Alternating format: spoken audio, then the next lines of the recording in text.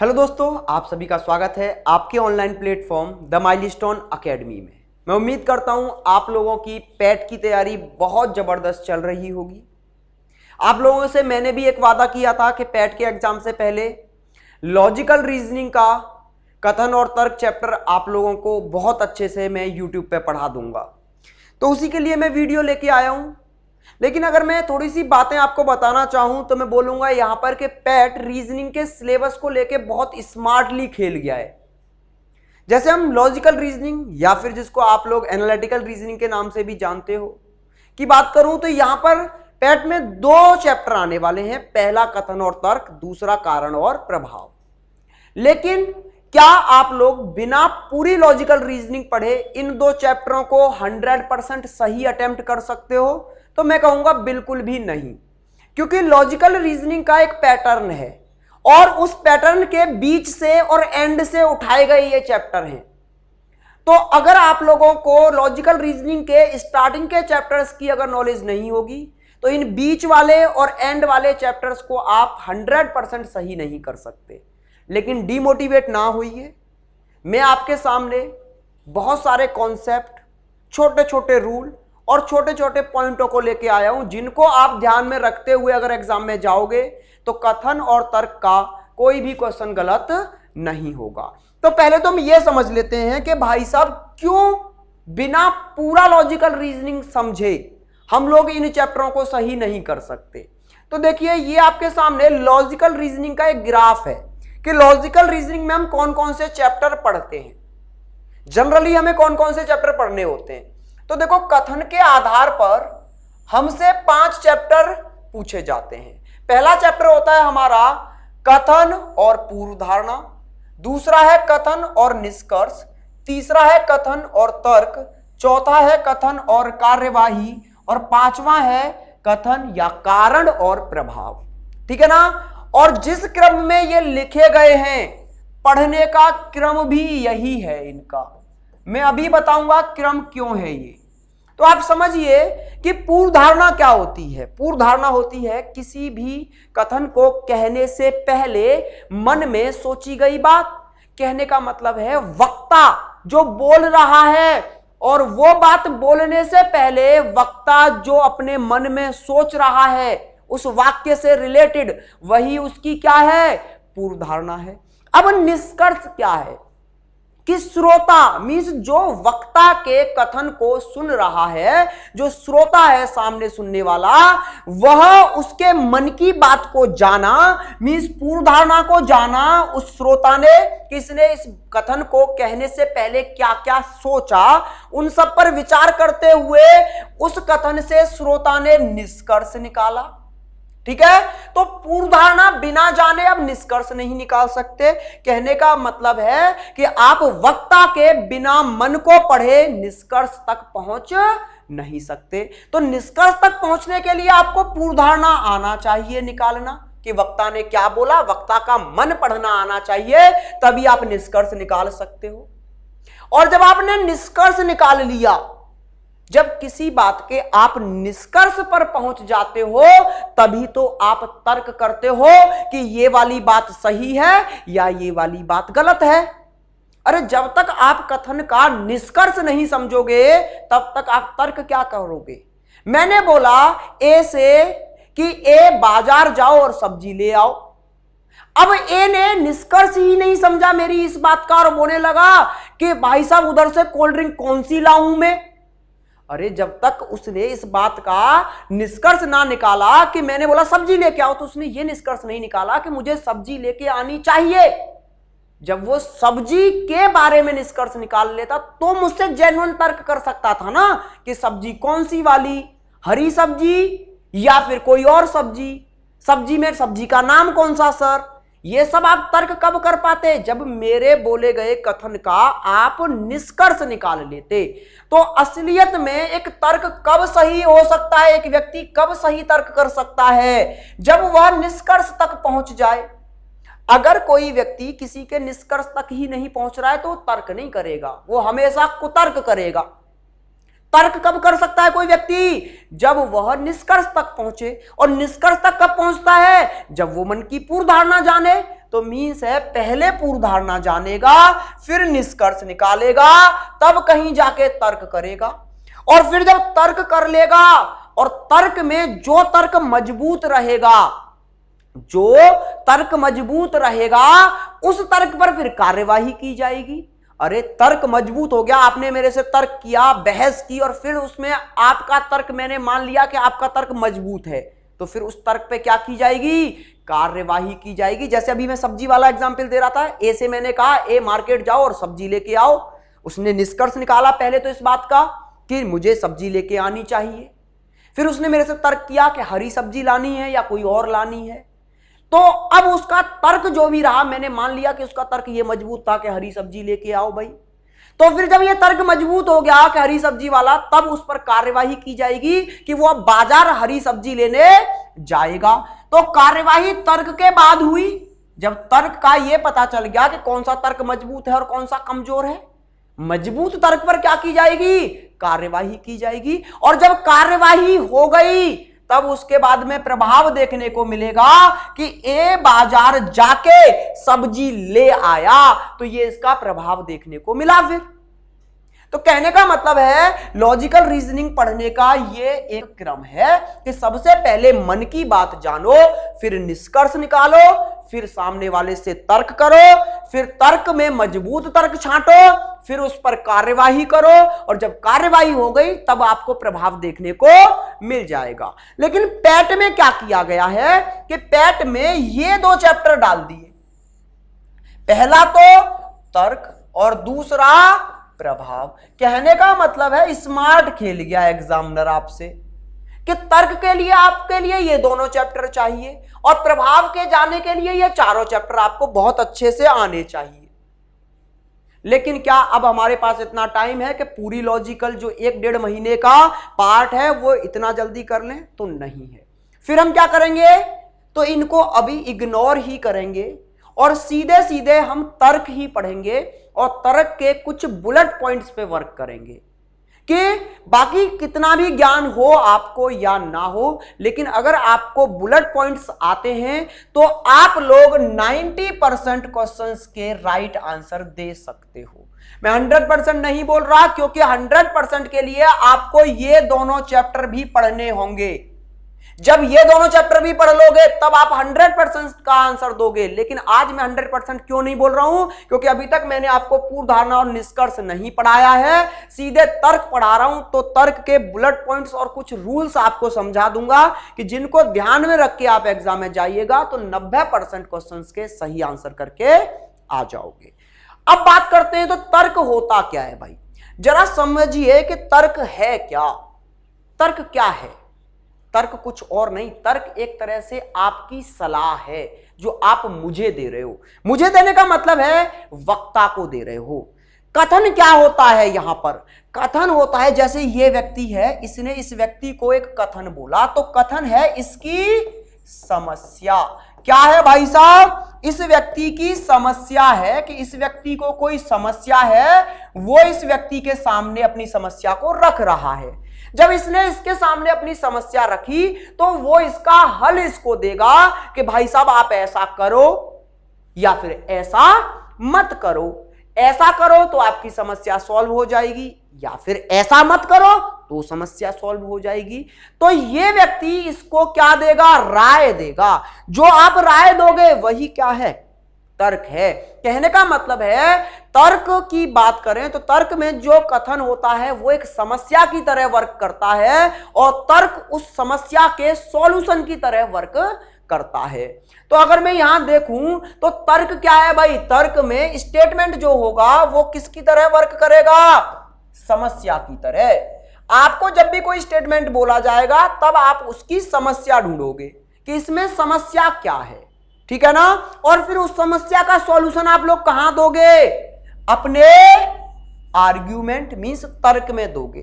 तो समस्या के हल दो तरह से होते हैं, या तो कुछ काम कर लो भाई साहब तब ठीक हो जाओगे, या फिर कुछ काम आप गलत कर रहे हो वो करना बंद कर दो। अगर मैं बोलूं भाई साहब मेरे सर में दर्द डेली होता है, तो आप दो तरह से बोलोगे। एक तो ये बोलोगे कि आप गोली लो डिस्प्रिन की और फिर आराम से सर को बांध के विक्स लगा के सो जाओ तो दर्द बंद हो जाएगा। दूसरा तर्क आप क्या दोगे कि भाई साहब फोन चलाना थोड़ा सा कम कर दो, फोन चलाना थोड़ा सा बंद कर दो, फोन आंखों पर प्रभाव डालता है जिससे आपके माइंड पर प्रेशर बनता होगा जिससे दर्द हो जाता है। तो एक तर्क में तो आप क्या बोल रहे हो, कुछ करने के लिए बोल रहे हो, और दूसरे कथन में कुछ ना करने के लिए बोल रहे हो, ठीक है ना। तो एक कथन तो होगा हां में कि हां कुछ करो आप, तब ये समस्या दूर होगी, और दूसरा होगा ना में कि कुछ करो मत ये वाली चीजें। तो ना वाला तर्क जब आता है तब ये कुछ हानि लेके आता है, समझ रहे हो ना। जैसे अभी आपने क्या कहा मेरे से कि भाई साहब फोन मत यूज करो, फोन नहीं यूज करो, तो फोन नहीं यूज करो इतने से मैं संतुष्ट हो गया क्या? नहीं। लेकिन आपने उसका पूरा मेरे को सॉल्यूशन भी बताया, उसकी हानि बताई कि फोन में कुछ ऐसी रेज होती हैं जो आंखों पर प्रभाव डालती हैं, आंखों की आई साइड वीक हो जाएगी जिससे आपका प्रेशर बढ़ेगा, उसकी वजह से आपके सर में दर्द हो रहा होगा। तो आपने क्या बताया, जब भी आप ना में आंसर दो, कुछ काम ना करने की बात करो, तब आप उसकी हानि भी गिनाओगे तर्क में। क्यों? क्योंकि तर्क का मतलब है सामने वाले को समस्या का हल देना, सिर्फ हां और ना बोलना नहीं, समस्या का हल, समस्या का हल भी छुपा हो। मैंने बोला, जैसे आपने बोला मैंने बोला मेरे सर में दर्द होता है डेली, आपने बोला फोन बंद कर दो चलाना, तो क्या इतने से मैं संतुष्ट हुआ? नहीं ना, मेरे अंदर एक क्वेश्चन बचेगा, क्यों कर दूं यार बंद में फोन यूज करना। तो उस क्यों का आंसर भी आपके तर्क में होना चाहिए। तर्क मींस पूरा सॉल्यूशन होना चाहिए समस्या का, कि फोन बंद करो तो उसका रीजन भी आप बताओगे। तो जब भी किसी काम के लिए मना किया जाता है तो उसकी हानियां गिनानी होती हैं, लेकिन जब किसी काम के लिए क्या कहा जाता है, हां बोला जाता है कि हां जी ये काम करो, तो उस काम के आपको क्या करने होते हैं, लाभ गिनाने होते हैं।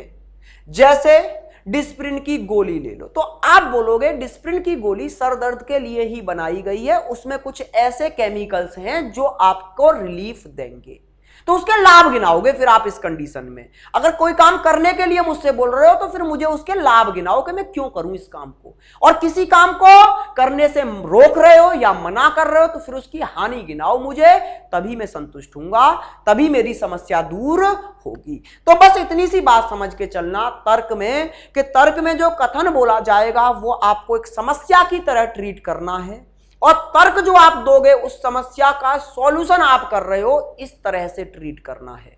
अगर हां में बोल रहे हो कि हां जी कुछ काम करो तो उसके लाभ भी गिनाओगे, और अगर ना में बोल रहे हो तो उसकी हानि भी गिनाओगे, क्योंकि तर्क या तो आप हां में दोगे या फिर ना में दोगे। क्लियर है भाई बात? इतनी सी बात समझ आ गई है।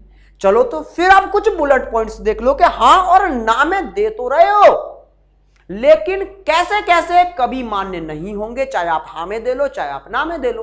और कुछ तर्क कब कब हमेशा मान्य होंगे, चाहे आप हां में दो चाहे आप ना में दो, ठीक है ना। तो जैसे मैं बात करूं तुलना की, कंपैरिजन की, अगर हम अपने समाज में देखें तो लोग तर्क हमेशा तुलना पर ही देते हैं। जैसे आपके घर वाले दिन भर आपसे ही बोलते हैं शर्मा जी के लौंडे को देख लो इतना पढ़ रहा है, टॉप कर गया, समझ रहे हो ना बात को। तो वो क्या कर रहे हैं, तुलना ही तो कर रहे हैं, अरे उस फलाने को देख इतना पढ़ता है दिन रात और तेरे से पढ़ाई नहीं होती। वो क्या करते हैं, तर्क हमेशा तुलना करके देते हैं, लेकिन तर्क में तुलना कभी मान्य नहीं होती। अगर कल आपकी मम्मी ये बोले कि उसको देख वो कितना पढ़ता है, तो बोल दो मम्मी कुतर्क मत करो, तर्क करो। तर्क में आज ही सर ने बताया तुलना करनी नहीं होती, समझ रहे हो ना। सबसे बुलेट पॉइंट क्या है कि कंपैरिजन कभी भी तर्क में नहीं करोगे आप अगर मुझे कुछ सलाह दे रहे हो ना तो किसी से कंपैरिजन करके नहीं दोगे। मैंने बोला जैसे मेरे सर दर्द है तो क्या बोल दिया, डिस्प्रिन ले लो। क्यों ले लो, क्योंकि मेरे भाई ने कल खाई थी, उसका सर दर्द बंद हो गया था। तो भाई ये मेरे को सही नहीं लगा, आपने जो कारण बताया ना वो मेरे को सही नहीं लगा, क्योंकि आपने ये बोल दिया मेरे भाई का सर दर्द सही हो गया था इसलिए ले लो। अरे उसका जेन्युइन कारण बताओ। तर्क में कभी भी तुलना नहीं करनी है। दूसरा, अस्पष्टता, कभी भी अस्पष्टता नहीं रहनी चाहिए तर्क में। जैसे अब एक ही एग्जाम्पल पकड़ लिया है तो इसी को पकड़ के चलते हैं भाई आज की क्लास में। जैसे आपने बोला डिस्प्रिन की गोली ले लो, अब बोल दिया, मैंने पूछा भाई साहब क्यों ले लूं, आपने बोला ले लो यार, ले लेते हैं बस सर दर्द में। तो क्या मैं संतुष्ट हुआ कि क्यों लूं, बस ले लेते हैं, ये कुछ अस्पष्टता नहीं रहा। इसका मतलब है अगर तर्क स्पष्ट आपके क्यों, क्या, किस लिए का आंसर नहीं दे रहा, क्यों ले लूं, क्या फायदा है, कैसे ले लूं, अगर इन क्वेश्चंस का आंसर अगर तर्क में स्पष्टली नहीं मिल रहा है तो वो तर्क मान्य नहीं होगा। आगे देखो, टू सिंपल मींस बहुत ज्यादा आसान। जैसे मैंने बोला क्या मुझे इस बार मेहनत करनी चाहिए, आपने बोल दिया करनी चाहिए, हां करो, बिल्कुल करनी चाहिए, हां जी, सिर्फ ऐसा बोल दिया आपने, तो ये कभी तर्क नहीं है। ये क्या है, ये बस आपकी हामी है, ठीक है, और हामी कभी तर्क में काउंट नहीं होती। क्लियर ना? तो टू सिंपल, अगर आपको तर्क में कहीं ऐसी चीज दिख जाए, हां जी कर लो, बिल्कुल कर लो, कर लेनी चाहिए, ऐसे शब्द अगर दिखाई दे जाए तो वो तर्क नहीं है, वो स्वीकृति है। स्वीकृति मीन्स अनुमति है, वो हां कर लो, ये अनुमति दे रहा हूं मैं, स्वीकृति दे रहा हूं अपनी आप को, लेकिन तर्क में स्वीकृति नहीं होती। बात समझ आ गई है? इसके बाद में अगर मैं बोलूं क्वेश्चन बैक, मैंने बोला क्या मुझे भाई साहब आज से कठिन परिश्रम करना चाहिए, आपने उधर से क्वेश्चन दाग दिया, उसका क्या फायदा, क्यों करना चाहिए? अरे मेरे भाई मैं आपसे आंसर चाहता हूं, तर्क का मतलब क्या है कि मेरे को समस्या है, उस समस्या का समाधान चाहता हूं मैं आपसे, और उल्टी समस्या ही बन के आप मेरे सामने खड़े हो गए। तो कभी भी तर्क में उल्टा क्वेश्चन अगर बोल दिया जाए, क्वेश्चन मार्क कहीं भी दिख जाए, तो समझ जाओ ये तर्क क्या है, गलत है। तर्क का मतलब होता है सॉल्यूशन, ना कि क्वेश्चन, ठीक है ना? आगे आ जाइए भाई, सुपरफ्लुअस। सुपरफ्लुअस का मतलब होता है जरूरत से ज्यादा ही बोल जाना। जैसे मैंने बोला क्या इस समय बारिश में बाहर जाना ठीक रहेगा, आपने बोला हां ठीक तो रहेगा लेकिन भीग जाएंगे। ये क्या रहा यार, ठीक तो रहेगा लेकिन भीग जाएंगे। क्या बनना चाहते हो आप? मीन्स ना तो आप इधर के ना आप इधर के, आप सेफ खेलना चाहते हो क्या? कि हां भी बोल दिया कि हां जाना तो चाहिए लेकिन भीग जाएंगे, मीन्स मना भी कर रहे हो। तो ये होता है सुपरफ्लुअस, मतलब कुछ हद से ज्यादा ही नहीं ओवर स्मार्ट बन रहे आप इस चीज में, तो ऐसा भी नहीं बन रहा है। आप एक वे को पकड़ के चलिए, अगर मना कर रहे हो तो क्लियर मना करिए और उसका कारण बताइए, हां बोल रहे हो तो क्लियर हां करिए और फिर उसके लाभ गिनाइए। क्लियर है? ओनली केवल शब्द आपको जहां भी दिखाई दे जाए तुरंत तर्क को गलत कर देना। तर्क पर आप कभी भी केवल नहीं रख सकते। जैसे मैं अगर बोल दूं केवल मैं ही आपको बेहतर पढ़ा सकता हूं, तो मैं बिल्कुल गलत हूं।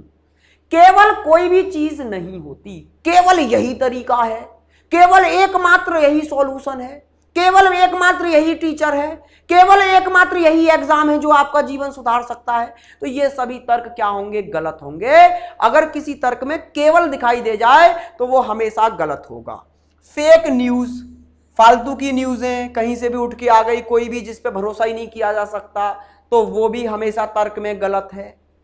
दूसरी बात, अब आ जाते हैं कि मजबूत कौन से होते हैं। हमने कमजोर तर्क तो देख लिए कि जो तर्क कमजोर हो जाएंगे, किस किस कंडीशन में हो जाएंगे? अगर आप तुलना कर रहे हो तो कमजोर हो जाएगा आपका तर्क, अस्पष्ट बोल रहे हो तो कमजोर हो जाएगा, बहुत सिंपल सी लैंग्वेज में हां या ना में अपनी स्वीकृति ही दे रहे हो तो गलत हो जाएगा, क्वेश्चन वापस कर दे रहे हो तो गलत हो जाएगा, जरूरत से ज्यादा ओवर स्मार्ट बन रहे हो कि इधर का भी बोल रहे हो उधर का भी बोल रहे हो, लाभ भी गिना रहे हो हानि भी गिना रहे हो एक ही तर्क में, तो भी गलत हो जाएगा।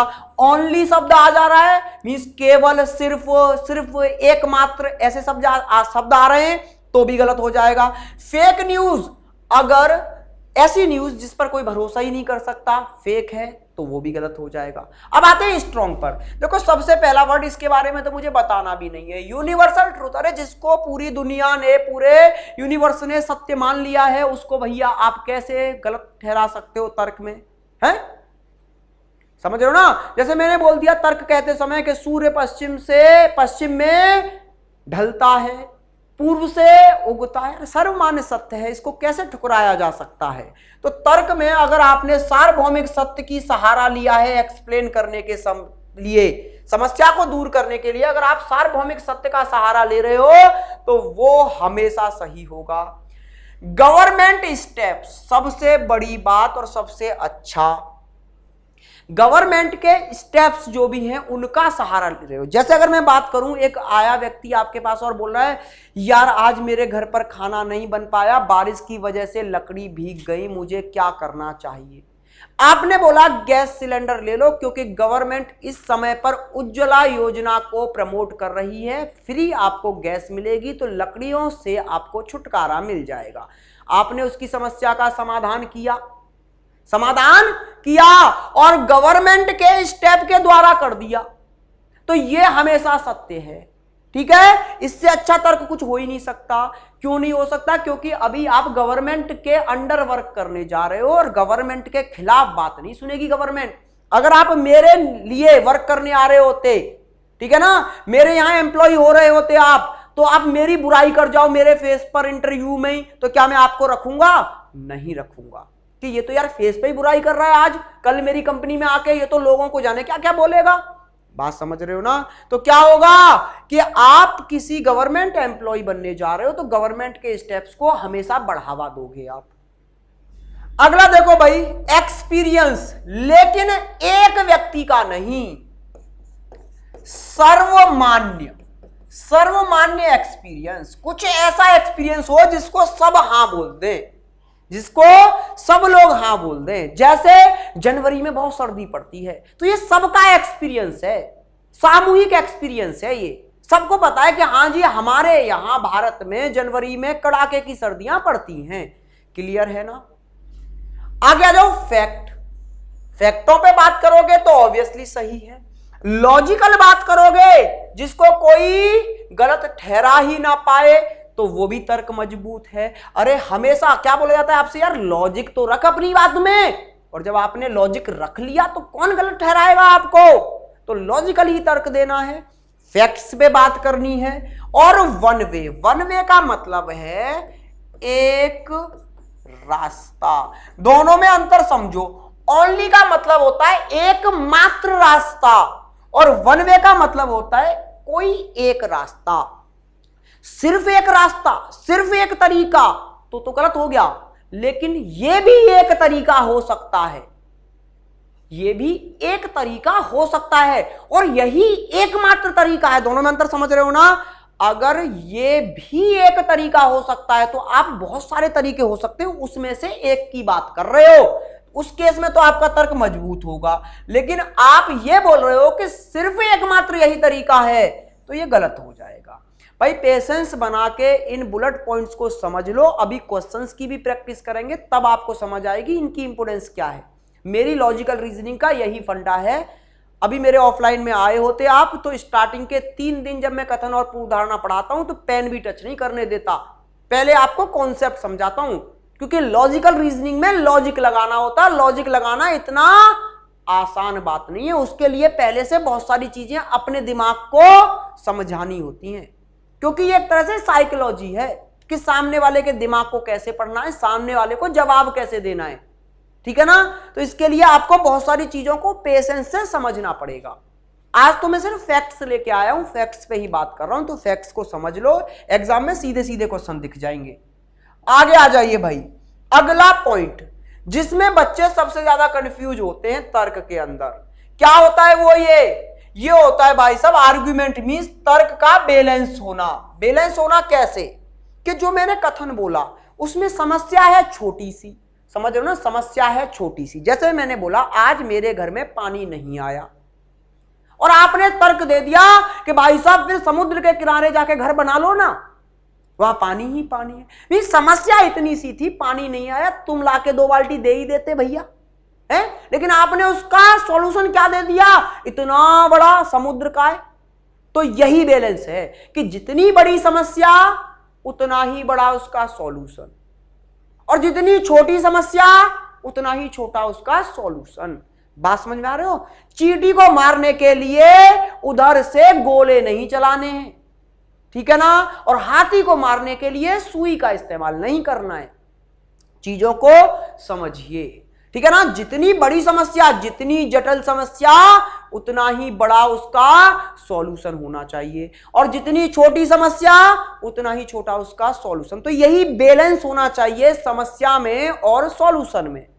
तो समस्या क्या है? कथन। सॉल्यूशन क्या है? आपका तर्क। जैसे समझते हैं, एक एग्जाम्पल है यहां पर, क्या है?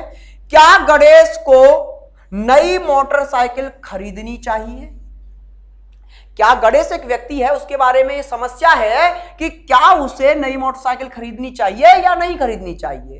तो अब आप उसको सलाह दे रहे हो, आप तर्क कर रहे हो, हाँ गणेश की पुरानी जो मोटरसाइकिल है जिसे वह पिछले 15 सालों से अपने कार्यालय जाने के लिए उपयोग कर रहा है, उस मोटरसाइकिल से आने जाने में अक्सर परेशानी हो रही है। इसका मतलब है आपने पहला तर्क दिया, हाँ जी उसे नई ले लेनी चाहिए। क्यों ले लेनी चाहिए? कि उसके पास में जो पुरानी मोटरसाइकिल है उससे वह डेली अपने अफसर मतलब ऑफिस जाता है, तो उसे अक्सर उसमें प्रॉब्लम आती है, इसलिए वो सही से वर्क नहीं कर रही, आपको नई ले लेनी चाहिए। एकदम सही बात की भाई साहब, सटीक है और तर्क दिल पे जाके लगा, इसलिए सही है।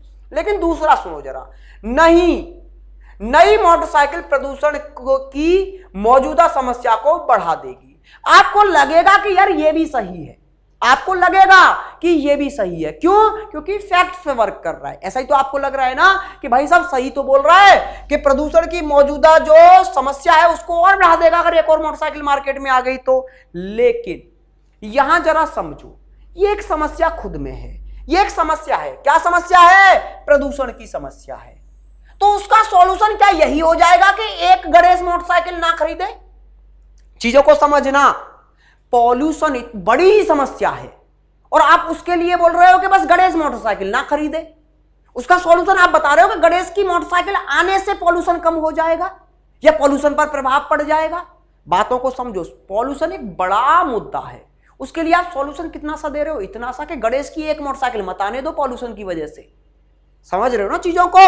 भाई साहब पॉल्यूशन खत्म करना है तो और सारी चीजें बहुत बड़े लेवल पे कार्रवाई करनी पड़ेगी आपको। ये छोटा सा तर्क देने से कुछ नहीं हो जाएगा। तो ये क्या हो गया? गलत हो गया। मैं यही समझाना चाह रहा था इसके थ्रू कि भैया अगर समस्या छोटी तो सॉल्यूशन भी छोटा, समस्या जटिल तो सॉल्यूशन भी जटिल। यहां पर आप समस्या क्या दिखा रहे हो? प्रदूषण की। कितनी बड़ी समस्या है, जटिल समस्या है प्रदूषण, और उसके लिए बोल क्या रहे हो आप? कहना क्या चाह रहे हो कि गणेश एक मोटरसाइकिल ना खरीदे बस। अरे पॉल्यूशन की इतनी बड़ी समस्या, सॉल्यूशन आप एक गणेश की मोटरसाइकिल। चीजों को समझ रहे हो ना? तो ये क्वेश्चन, ये सबसे अगर मैं बोल दूं तो सबसे ज्यादा डराएगा आपको और आपको लगेगा कि इसमें ये भी सही है, ये भी सही है। लेकिन इसको सही से जज करना आपको सीखना होगा कि कहां समस्या है और कहां उसका सॉल्यूशन है। समस्या कितनी बड़ी है, सॉल्यूशन कितना बड़ा है। समस्या कितनी छोटी है, सॉल्यूशन कितना छोटा है। क्लियर है? अगले पॉइंट पे चलते हैं, मींस अगले रूल की तरफ बढ़ते हैं भाई साहब। अगला रूल आपके सामने क्या है कि तर्क का संबंध सीधे सीधे किससे होना चाहिए? कथन से होना चाहिए। ऐसे नहीं कि मैं समस्या कुछ और रख रहा हूं, आप सॉल्यूशन किसी और का दे रहे हो। कथन है आपकी समस्या, तर्क है आपका सॉल्यूशन। तो क्या होना चाहिए? तर्क का संबंध सीधे सीधे कथन से होना चाहिए, मींस सॉल्यूशन का संबंध सीधे सीधे समस्या से होना चाहिए। यही तो बात है। यदि तर्क का संबंध कथन से सीधे नहीं है तो वो तर्क मजबूत नहीं माना जाएगा। यही मैं बोलना चाह रहा हूं कि भाई साहब मेरे को समस्या कुछ और है, आप सॉल्यूशन कुछ और दे रहे हो। मैंने बोला मेरे को सर दर्द है, मुझे डिस्प्रिन खानी चाहिए, आप बोल रहे हो नहीं लूज मोशन के लिए तो ये वाली गोली खाओ। अरे भाई क्या लेना देना है? समस्या क्या है, तर्क क्या दे रहे हो आप, सॉल्यूशन क्या दे रहे हो? तो क्या होना चाहिए? तर्क जो है वो कथन से सीधे सीधे रिलेट करता हो। जैसे समझिए, इसके लिए एक एग्जांपल ये रहा। क्या शिक्षा को कक्षा 8 तक के सभी बच्चों के लिए अनिवार्य कर देना चाहिए? क्या 8 तक के बच्चों के लिए हम अनिवार्य कर दें शिक्षा को कि हाँ जी 8 तक पढ़ना ही पढ़ना है हर बच्चे को? तो इस पर आपने पहला तर्क दिया, ना जी ऐसा मत करो। और ऐसा क्यों मत करो ये और सुन लो कि इससे विद्यालय की शिक्षा को बीच में ही छोड़ने वाले बच्चों को रोजगार देने वाले उद्योगों पर प्रभाव पड़ेगा। किस पर प्रभाव पड़ेगा? उद्योगों पर प्रभाव पड़ेगा। मैं बोल रहा हूं भाई साहब क्या हम बच्चों की शिक्षा को अनिवार्य करें? आप बोल रहे हो उद्योगों पर फर्क पड़ जाएगा। हाँ, अरे उद्योगों पर फर्क पड़ेगा नहीं पड़ेगा इससे मुझे क्या मतलब है? मैं पूछ रहा हूं आपसे, क्या बच्चों पर फर्क पड़ेगा कि नहीं पड़ेगा? बच्चों की समस्या है ये। क्या बच्चों की पढ़ाई कंटिन्यू करूं मैं या ना करूं? आप बोल रहे हो उद्योगों का नुकसान हो जाएगा, इस वजह से मत करो। ये कौन सा लॉजिक है भाई साहब? क्या जो आप सॉल्यूशन दे रहे हो, सॉल्यूशन का क्या तर्क से कुछ लेना देना है? तर्क का मतलब कथन से कुछ लेना देना है? बिल्कुल नहीं है। तो ये एकदम गलत हो गया भाई साहब। दूसरा देखो, दूसरा क्या बोला? हाँ, विद्यालय की शिक्षा उच्च शिक्षा और बेहतर भविष्य के लिए आधार बनाती है। वेरी गुड भाई साहब, ये एकदम सही बात कह दी आपने कि भविष्य के लिए एक आधार है ये तो ये तो अनिवार्य होनी ही चाहिए। उसका भविष्य सुधारना है तो ये आधार तो देना ही पड़ेगा। तो यहां पर आपने सही सटीक सॉल्यूशन दिया। क्लियर है? तो ये एकदम सही है। आई थिंक आप समझ पा रहे होंगे जो मैं बोल रहा हूं। धीरे धीरे बहुत सारे रूल्स हैं, उनको मैं आपको ऐसे ही समझा दूंगा एग्जाम्पल के साथ में, और फिर कुछ 10-20 क्वेश्चंस की प्रैक्टिस करेंगे और फिर आप एग्जाम में जाइएगा, पूरे में से पूरे अटेम्प्ट करके आओगे। क्लियर? चलिए भाई, अगले रूल्स देख लो कुछ क्या है। यदि दिया गया तर्क सलाह अथवा निदान से संबंधित है, सलाह मीन्स आप मुझे सलाह दे रहे हो, निदान मीन्स क्या है? सॉल्यूशन दे रहे हो, तो क्या होगा? तो ये भाई साहब प्रबल कहलाएगा। प्रबल मीन्स मजबूत तर्क होगा। ऑब्वियसली यही तो मैं बोल रहा हूं। तर्क है क्या? तर्क है ही समस्या का समाधान। यही यहां पर बात बोल दी तो कुछ नई बात नहीं बोल दी। तर्क में अगर मुझे समाधान मिल रहा है मेरी समस्या का, तो वो तर्क सबसे ज्यादा मजबूत होगा। अगला पॉइंट क्या है? देश के हित में दिया गया और जनहित में दिया गया तर्क हमेशा प्रबल होगा। ऑब्वियसली तर्क में अगर आप देश का भला दर्शा रहे हो या फिर पूरे जनहित का भला दिखा रहे हो तर्क में, तो वो तर्क बहुत ही स्ट्रांग हो जाता है। जैसे आप देख रहे होंगे आजकल देशों में क्या हो रहा है। क्या हो रहा है कि अभी आप देशभक्ति की बात कर दो, सारे मुद्दे एक तरफ, देशभक्ति एक तरफ हो जाती है। कितना स्ट्रांग हो जाता है तर्क अगर आप देशभक्त बोल दो अपने आप को कि मैं देशभक्त हूं। इतना बोलते ही तर्क मजबूत हो जाता है आपका, आपकी बात में वजन आ जाता है। तो वही कि अगर आप देश के हित में बोल रहे हो और जनहित में बोल रहे हो तो वो तर्क मजबूत हो जाएगा। आगे आ जाइए भाई साहब, अगला पॉइंट समझिए। तर्क किसी एक उदाहरण अथवा घटना के आधार पर नहीं लिया जाना चाहिए। जैसे अगर मैं एग्जाम्पल लूं, अभी कल परसों क्या हुआ कि लखनऊ में जो कांड हुआ था, एक लड़की ने एक लड़के को बहुत सारे थप्पड़ मार दिए हैं। अब वो लड़का जिंदगी भर लड़की को क्या उस एक दुर्घटना की वजह से याद रखे हर लड़की को, और हर लड़की को देखते हुए डर जाए कि बोला ये थप्पड़ मार देगी मुझे? या फिर आपसे अगर किसी इंटरव्यू में वो लड़का आए और उससे पूछो आप लड़कियों के बारे में आपकी क्या टिप्पणी, और वो बोल दे ना जी लड़कियां तो बड़ी खराब होती हैं, थप्पड़ मारती हैं उछल उछल के, तो क्या ये उसका तर्क सही है? नहीं, क्योंकि उसने ये तर्क किस बात पे ले लिया? फिर उसने ले लिया फिर अपने एक एक्सपीरियंस, मतलब एक उदाहरण या फिर एक उसके साथ जो घटना हुई उसके आधार पर उसने ये तर्क दे दिया। तो ये तर्क कैसा होगा? कमजोर होगा। तो आप कभी भी आपके साथ में लाइफ में कोई एक दुर्घटना घटित हो गई, उसके आधार पर आप किसी को सॉल्यूशन नहीं दे सकते, क्योंकि वो आपका पर्सनल एक्सपीरियंस है। मैंने पीछे भी बताया था एक्सपीरियंस क्या होता है? मान्य होता है, लेकिन कैसा एक्सपीरियंस?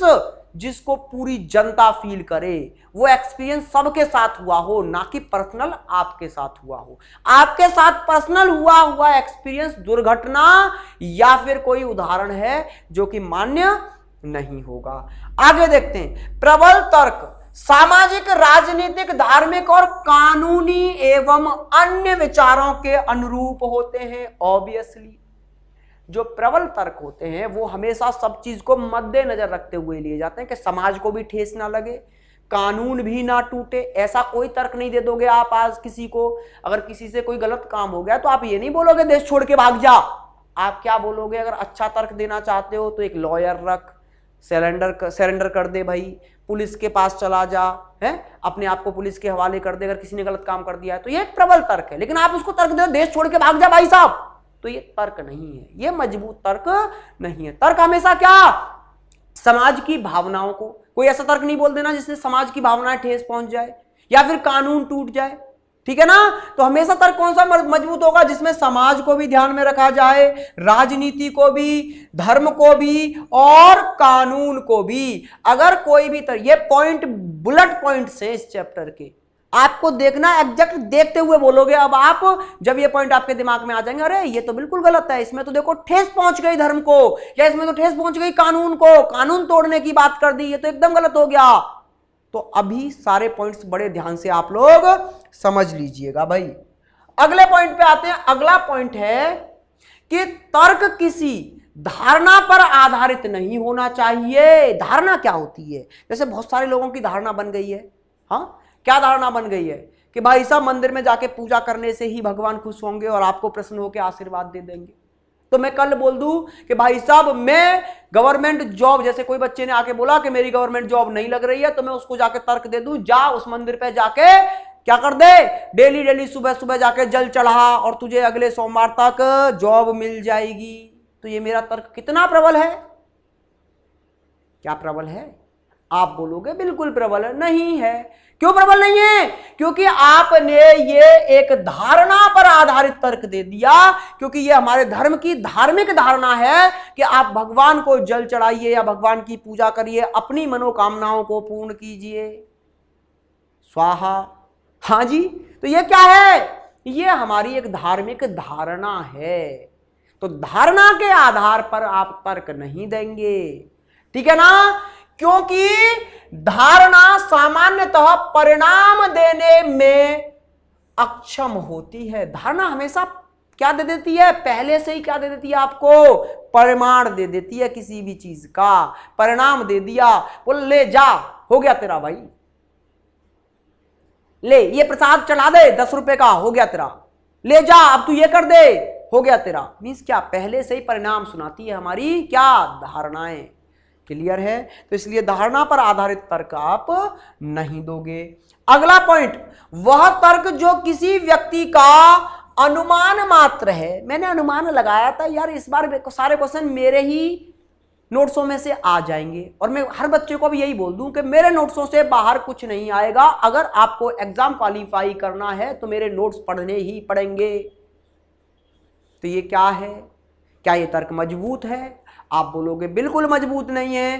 क्यों मजबूत नहीं है? क्योंकि ये मेरा अनुमान है। और आगे एक और पॉइंट मैंने लिख दिया है, चाहे वह व्यक्ति जो अनुमान लगा रहा है वो कितना ही महान अथवा श्रेष्ठ क्यों ना हो, जैसे चाहे मुझे कितना भी एक्सपीरियंस क्यों ना हो, लेकिन ये मैंने अनुमान ही लगाया है। इसीलिए अगर कोई टीचर आपसे ये बोलता है कि 100% मेरे नोट्सों में से आपका सिलेक्शन हो जाएगा, तभी उसे पकड़ लो और बोल दो कि भाई साहब अभी आपको तर्क देना ही नहीं आया, क्योंकि तर्क अनुमान पर दिए नहीं जाते, तर्क अनुमान पर दिए नहीं जाते। और फ्यूचर का आप अनुमान ही लगा सकते हो। फ्यूचर में अभी जब पेपर आया ही नहीं है तो अनुमान ही तो लगा रहे हो कि मेरे में से ही सारा फंस जाएगा, एक अनुमान ही तो है आपका। और अनुमान आप चाहे फिर सर्वश्रेष्ठ क्यों ना हो तो भी आपका अनुमान तर्क में सही नहीं होगा। क्लियर है इतनी सी बात भाई साहब? तो ये क्या हो जाता है? निर्बल तर्क हो जाता है अगर आप अनुमान लगा के उसे तर्क में बोल रहे हो तो। आगे आ जाइए भाई साहब। अगला पॉइंट ये मैं पहले भी बता चुका हूं, एक बार और सुन लो। क्या है कि अगर कथन सिर्फ ऐसे बोला हाँ क्यों नहीं, हाँ क्यों नहीं, कर लो यार, मैंने पूछा कुछ काम कर लूं साहब, ये काम मुझे करना चाहिए। जैसे मैंने बोला मुझे पढ़ना चाहिए, आपने बोला हाँ क्यों नहीं, बोला हमें बाजार जाना चाहिए, हाँ क्यों नहीं, क्या हमें डेली शाम को घूमना चाहिए, हाँ क्यों नहीं। ये कोई तर्क थोड़ा हुआ, ये तो स्वीकृति हुई। तो ये गलत होगा। क्यों नहीं? एकदम गलत होगा, ऐसे तर्क नहीं। नहीं सीधे सीधे बोल दिया आपने, नहीं ऐसा नहीं। जैसे मैंने बोला कि क्या रात को मुझे आइसक्रीम खानी चाहिए, आपने बोला नहीं ऐसा नहीं। अरे भाई साहब उसके आपने कमियां नहीं गिनाई कि क्यों नहीं खाना चाहिए, बस क्या बोल दिया, नहीं ऐसा नहीं।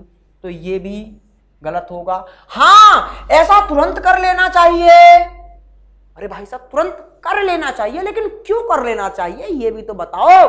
तो ये भी तर्क कभी सही नहीं होगा। हाँ देर किस बात की, ये शब्द आप सुनते हो डेली डेली। हाँ देर किस बात की, चलो भाई करते हैं। हमने बोला घूमने चले, पिकनिक मनाने चले, बोला हाँ देर किस बात की, प्लान बनाते हैं कल का ही। तो ये तर्क नहीं है। जैसा हो तो यह प्रबल नहीं होगा। मीन्स ये जैसे शब्द आ जाए कि हाँ क्यों नहीं, नहीं ऐसा नहीं, हाँ ऐसा तुरंत कर देना चाहिए, हाँ देर किस बात की, अगर ऐसे शब्द आपको तर्क में दिखाई दे जाए तो वो तर्क गलत होगा, स्वीकृत नहीं किया जाएगा ऐसा तर्क। ठीक है ना। आगे देखो अगला पॉइंट क्या है आपके लिए, ऐसे तर्क जिनमें एकमात्र शब्द, अभी तो वही तो बताया था पीछे आपको कि ओनली शब्द, ये सब उसी के क्या है, समानार्थी हैं। क्या कि एकमात्र तरीका, केवल सिर्फ ऐसे शब्द अगर आपको तर्क में दिखाई दे जाए तो वह तर्क प्रायः निर्बल हो जाता है। इसका मतलब क्या है कि वह फिर मजबूत तर्क नहीं रहता। अगर मैं बोल दूं सबसे बेहतरीन टीचर मैं ही हूं तो ये समझ जाओ अब ये निर्बल हो गया। अगर मैं बोलूं कि सिर्फ एक यही तरीका है एग्जाम को क्वालिफाई करने का तो गलत हो गया। मैं कहने का मतलब है किसी चीज को आप सिर्फ ओनली केवल इन शब्दों में तोल कर तर्क नहीं दोगे। ठीक है ना, क्लियर है। आगे आ जाओ, अगला पॉइंट समझ लो, नेताओं और समाचार माध्यमों, समझो नेता हो समाचार माध्यम हो, अगर उनका भी एग्जाम्पल देके हमारे सामने रख रहे हो ना कोई चीज तो तर्क मजबूत नहीं हो जाएगा। लेकिन आज की समाज में ऐसा ही होता है, फलानी टीवी पर न्यूज आई थी भाई साहब देख लो स्क्रीनशॉट, अब मैं हो गया कि नहीं स्ट्रांग, लेकिन रियल में आप स्ट्रांग नहीं हुए। तो वही बात है, अगर आप किसी नेता या किसी महान पुरुष या किसी भी व्यक्ति का नाम लेकर या किसी भी समाचार पत्र या किसी अन्य माध्यम का उदाहरण देकर तर्क दे रहे हो कि उस दैनिक जागरण में ये लिखा गया था या फिर द हिंदू में ये लिखा गया था, टाइम्स ऑफ इंडिया में ये चीज लिखी गई है, तो वो तर्क मजबूत नहीं हो जाएगा। अगर किसी ने लिख भी दिया या किसी और ने बोल दिया इस बात से वो मजबूत नहीं हो जाएगा तर्क। समझ रहे हो, क्लियर हो इन बातों को। तो आप अगर ऐसा कुछ एग्जाम्पल दे रहे हो कि फलाने व्यक्ति ने बोला था भाई साहब ऐसा, तो इसलिए ये कर लेना चाहिए, वो व्यक्ति बड़ा महान था, तो वो व्यक्ति कितना भी महान हो लेकिन वो तर्क मजबूत नहीं होगा। चलिए भाई साहब अगला पॉइंट समझ लीजिए, पुनरावृत्ति कभी भी सही नहीं होती है कथन की। पुनरावृत्ति का मतलब है मैंने कथन बोला क्या हमें बाजार चलना चाहिए, आपने उधर से बोल दिया क्या हमें बाजार चलना चाहिए, हमें बाजार क्यों जाना चाहिए, आपने उधर से फिर बोल दिया हमें बाजार क्यों जाना चाहिए। तो ये क्या लगता है यार, तुम मेरे को बिरा रहा है क्या, मेरी नकल कर रहा है क्या, मेरे को चिढ़ा रहा है क्या, इरिटेट हो जाऊंगा मैं इससे, ये मेरा सॉल्यूशन नहीं है, तुम मेरे को चिढ़ा रहे हो ऐसे बार बार मेरे को रिपीट करके। तो क्या वो तर्क है, वो कुतर्क है, इसी को तो बोला जाता है कुतर्क, कुतर्क मत कर। तो ये तर्क नहीं होता, रिपीट नहीं करना चाहिए कभी भी। आगे आ जाओ, अगला पॉइंट समझ लो, और पॉइंट सारे खत्म हो गए। अभी यहां से करते हैं हम लोग प्रैक्टिस। तो भाई साहब आई थिंक आप लोग समझ गए होंगे इतने पॉइंटों में कि क्या है तर्क। इतने पॉइंट अगर आपने समझ लिए तो आप 90% क्वेश्चंस के सही आंसर कर दोगे, ये मेरी गारंटी है। 10% के अगर नहीं कर सकते तो उसका रीजन है कि इससे पहले आने वाले चैप्टर मींस पूर्व धारणा और निष्कर्ष आपने अभी नहीं पढ़े हैं। जब इन दोनों चैप्टरों को भी पढ़ लोगे तब आप 100% तर्क के क्वेश्चन सही कर लोगे। क्यों? क्योंकि बिना किसी की मन की बात जाने आप उसके शब्दों से निष्कर्ष सही नहीं निकाल सकते, और बिना निष्कर्ष जाने आप किसी से तर्क सही नहीं कर सकते। तो इसलिए 100% सही तर्क करने के लिए पहले आपको सामने वाले के मन को पढ़ना होगा कि वो मन में सोच क्या रहा है बोलने से पहले, फिर उसने जो बोल दिया उसका निष्कर्ष समझना होगा, और जब निष्कर्ष समझ लिया तब आप 100% सही तर्क कर पाओगे। इसलिए अभी मैं 100% गारंटी नहीं ले रहा हूं कि आप 100% करके आओगे, अभी 90% गारंटी ले रहा हूं कि 90% सही करके आओगे, क्योंकि अभी आपने ये 2 चैप्टर नहीं पढ़े हैं। ठीक है भाई साहब, अगर आपको बहुत ही बेहतरीन तरीके से लॉजिकल रीजनिंग पढ़नी है और अगर आप अलीगढ़ के आसपास से या अलीगढ़ से ही हो तो बहुत जल्दी 25 अगस्त से शाम को 4 से 5 लॉजिकल रीजनिंग स्पेशल का बैच स्टार्ट हो रहा है, जो कि पूर्व धारणा से ही स्टार्ट होगा। और इन चैप्टरों की महत्वता आपको पता है कि यूपीएसआई में कितनी है, बैंक में कितनी है, अदर एग्जाम्स में कितनी हो गई है अब। क्यों? क्योंकि बच्चों के अब रीजनिंग में यही चैप्टर स्ट्रांग नहीं रहे, ये एग्जामिनर को भी पता है, इसलिए वो यहीं से क्वेश्चन मैक्सिमम पूछता है। क्लियर है? तो आप इस बैच को भी ज्वाइन कर सकते हो ऑफलाइन में अगर करना चाहते हो तो।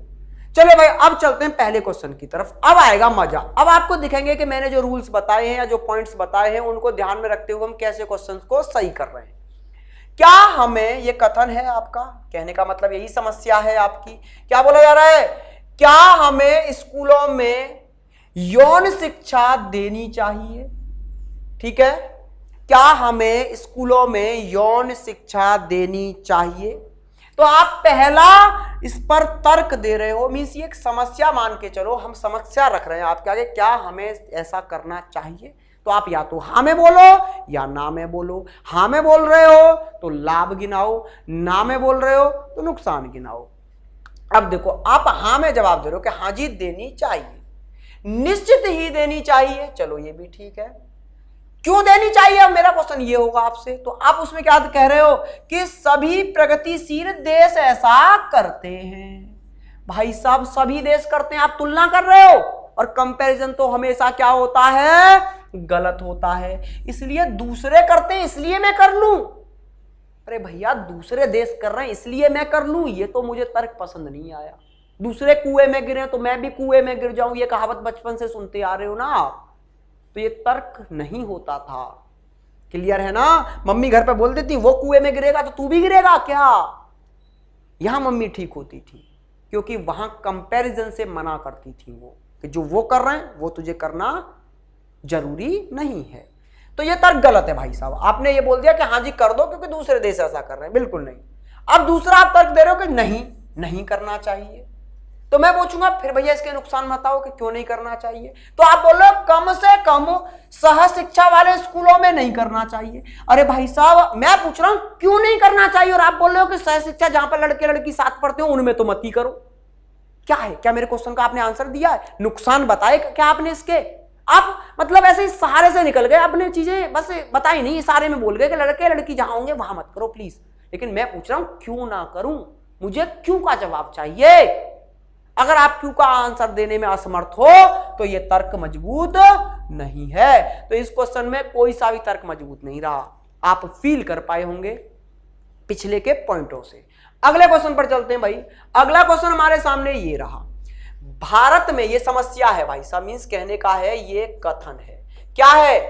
भारत में जीवन काल की दीर्घता को ध्यान में रखते हुए क्या सरकारी सेवा में सेवावृत्ति की आयु सीमा को बढ़ाया जाना चाहिए? इसका पहले तो मतलब समझो कि हमारे यहां पर भारत में जीवन काल की दीर्घता मतलब जीवन काल बढ़ रहा है लोगों का, उसकी वजह से सरकारी सेवाओं में जो सरकारी गवर्नमेंट जो वर्कर्स हैं उनकी जो भी सेवावृत्ति मीन्स जो उनको क्या रिटायरमेंट दिया जाता है उसकी आयु सीमा बढ़ा देनी चाहिए, अब कि थोड़ा और टाइम बाद उनको रिटायर करें। ठीक है, तो आप या तो हाँ में जवाब दोगे कि हाँ जी ऐसा कर दो, या ना में जवाब दोगे। चलो तो देखते हैं। पहले आपने बोला हाँ जी कर दो। क्यों कर दो? क्योंकि आप बोल रहे हो दूसरे देशों ने पहले ही ऐसा निर्णय ले लिया है। फिर से मैं बोलूंगा, इस बार तो मैं कान पे लगा दूंगा। तेरे से अभी बोला मेरे भाई, दूसरे देशों से मुझे लेना देना नहीं है, तू फिर से क्या कर रहा है? कंपैरिजन कर रहा है मेरा दूसरे देशों से कि दूसरे कर देते तो मैं भी कर दूं। ये बिल्कुल गलत हो गया। इस बार क्या हुआ आगे? हाँ, यह लाखों कर्मचारियों की यथार्थ मांग है। ये एकदम सही है कि हाँ जी कर दो। अब मैं पूछूंगा क्यों कर दो, तो आप आंसर दे रहे हो कि लाखों लोग भाई साहब ऐसा चाह रहे हैं, उनकी मांग है ये वर्कर्स की, तो आप कर दो ना। तो अब मुझे लगा हाँ जी मांग है, इसलिए करने के लिए बोल रहा है कि वर्कर्स की मांग है कि हाँ जी हमारा थोड़ा सा रिटायरमेंट के लिए टाइम और दिया जाए, इसलिए दूसरा इसका एकदम सही आंसर है। क्लियर है? अगले क्वेश्चन पर चलो भाई। और अगला क्वेश्चन आपके सामने ये रहा, क्या सरकार को कृषि आय पर भी टैक्स लगाना चाहिए? कहने का मतलब है जो किसान अपनी खेती से कमाते हैं क्या सरकार को उस पर भी टैक्स लगाना चाहिए? तो आप बोल रहे हो हाँ जी बिल्कुल लगाना चाहिए। अब क्यों लगाना चाहिए? तो आप बोल रहे हो सरकारी खजाने में बढ़ोतरी करने का यही एक तरीका है, ओनली यही एक तरीका है। क्या बोलोगे अब आप इस बात पे? ओनली आ गया, क्या यही एक तरीका है? तो बिल्कुल गलत कर दो देखते ही। सिर्फ मात्र ओनली, सिर्फ एक तरीका, ऐसा कुछ दिख जाए तो तुरंत गलत कर दो। सिर्फ एक तरीका किसी भी चीज का नहीं होता है। क्लियर है? आगे देख लो। इस बारे में आप बोल रहे हो कि नहीं जी ऐसा नहीं करना चाहिए। अब क्यों नहीं करना चाहिए? मैंने पूछा क्यों नहीं करना चाहिए, तो आप बोल रहे हो हमारी 80% जनता ग्रामीण क्षेत्र में रहती है। अच्छा, ग्रामीण में 80% रहती है इसलिए मैं उनसे टैक्स ना लूं? सुन लो, आप बोल रहे हो कि भाई साहब आप हमसे टैक्स ना लो। क्यों ना लो? क्योंकि हम गांव में रहते हैं। ये कौन सा लॉजिक है कि गांव में रहते हो इस वजह से टैक्स ना लिया जाए? आप उसका रीजन बताओ। ये बताओ ग्रामीण जनता गरीब है, उनके पास इतना पैसा नहीं है कि वो टैक्स भर सके, तो मैं संतुष्ट होता। लेकिन आपने क्या बोल दिया कि 80% गांव में रहते हैं इसलिए टैक्स मत लो। तो ये क्या हो गया भाई साहब? कोई फायदा है कि गांव में चले जाओ फिर तो टैक्स मत दो? ये तर्क कहीं भी आपको सही लगा कि हम गांव में रहते हैं इसलिए हम वो टैक्स नहीं देंगे? भैया हमसे टैक्स मत लो। क्यों मत लो? क्योंकि हम गांव में रहते हैं और हम अंबानी के बेटे हैं, फिर गांव में रहते हैं, फिर भी हमसे टैक्स मत लो। क्या ये तर्क ठीक लगा आपको? तो बिल्कुल भी ठीक नहीं है, और ये तर्क भी क्या हो गया? गलत हो गया। बात समझ आ रही है ना आप लोगों को? तो चलिए फिर अगले क्वेश्चन की तरफ। और अगला क्वेश्चन आपके सामने ये रहा, जिसमें कथन क्या बोल रहा है?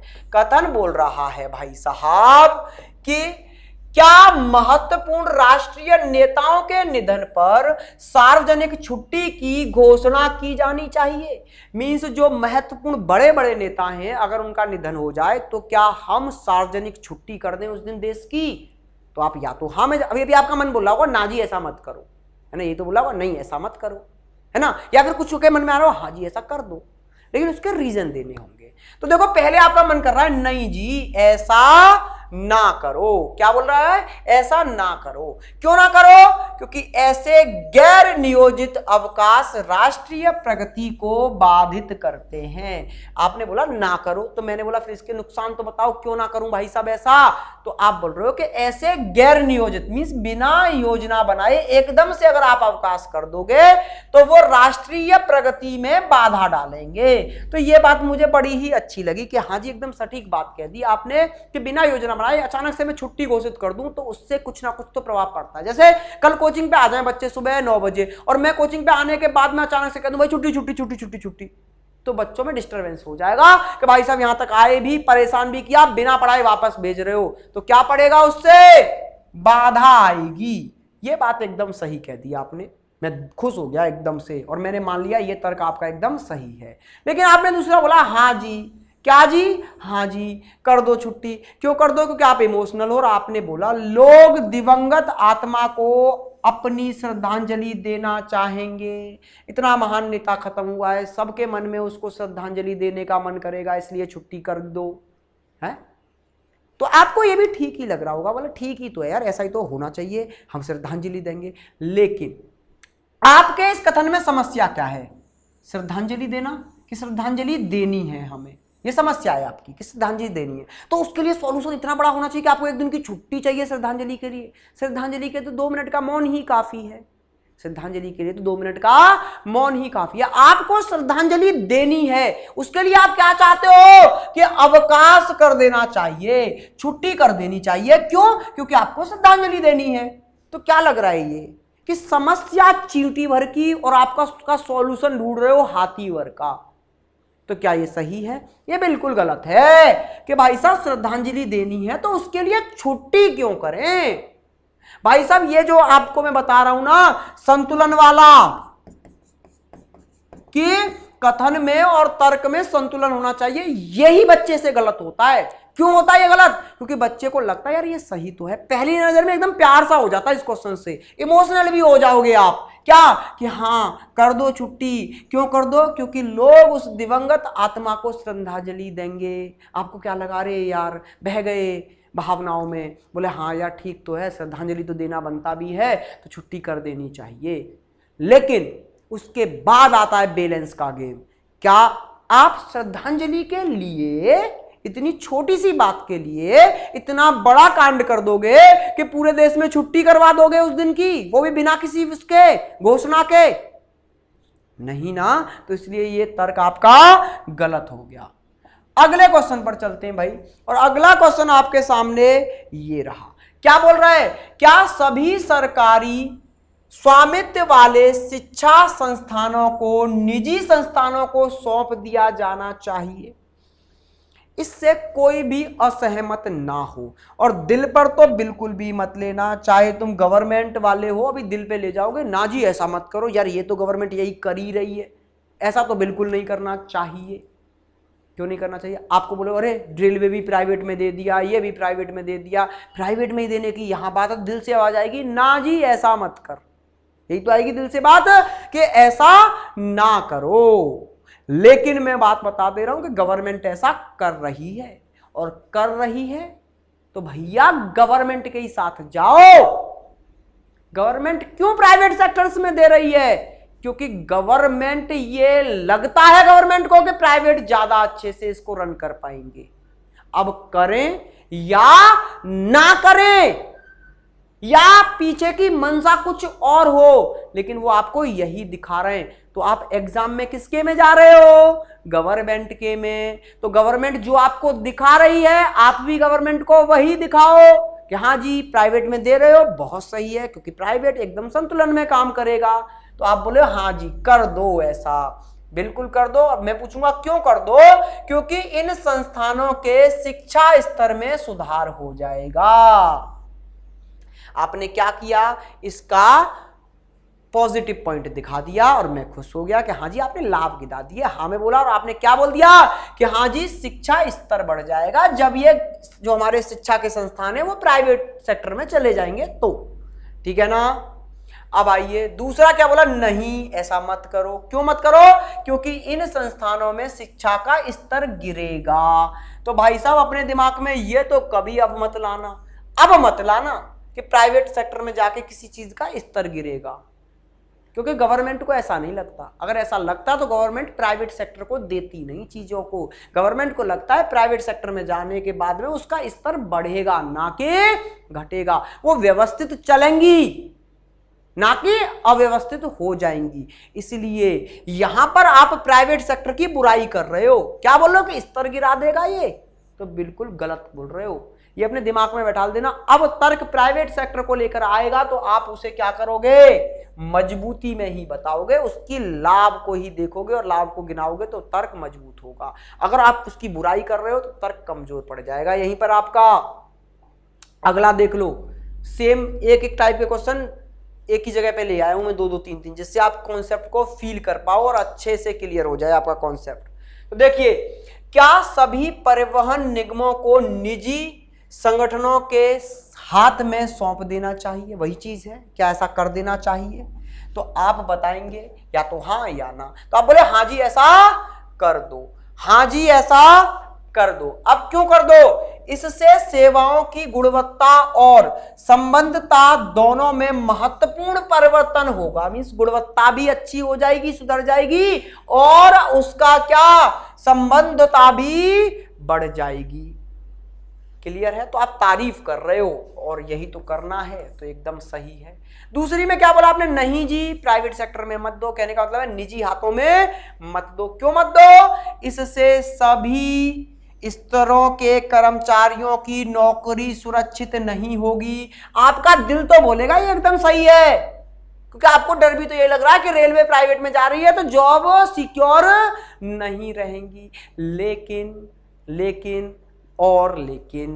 इसको सही नहीं मान सकते। क्यों? क्योंकि ये तो बुराई कर रहा है प्राइवेट सेक्टर की, और मैंने क्या बोला, इस टाइम पर प्राइवेट सेक्टर की बुराई सहन नहीं होगी।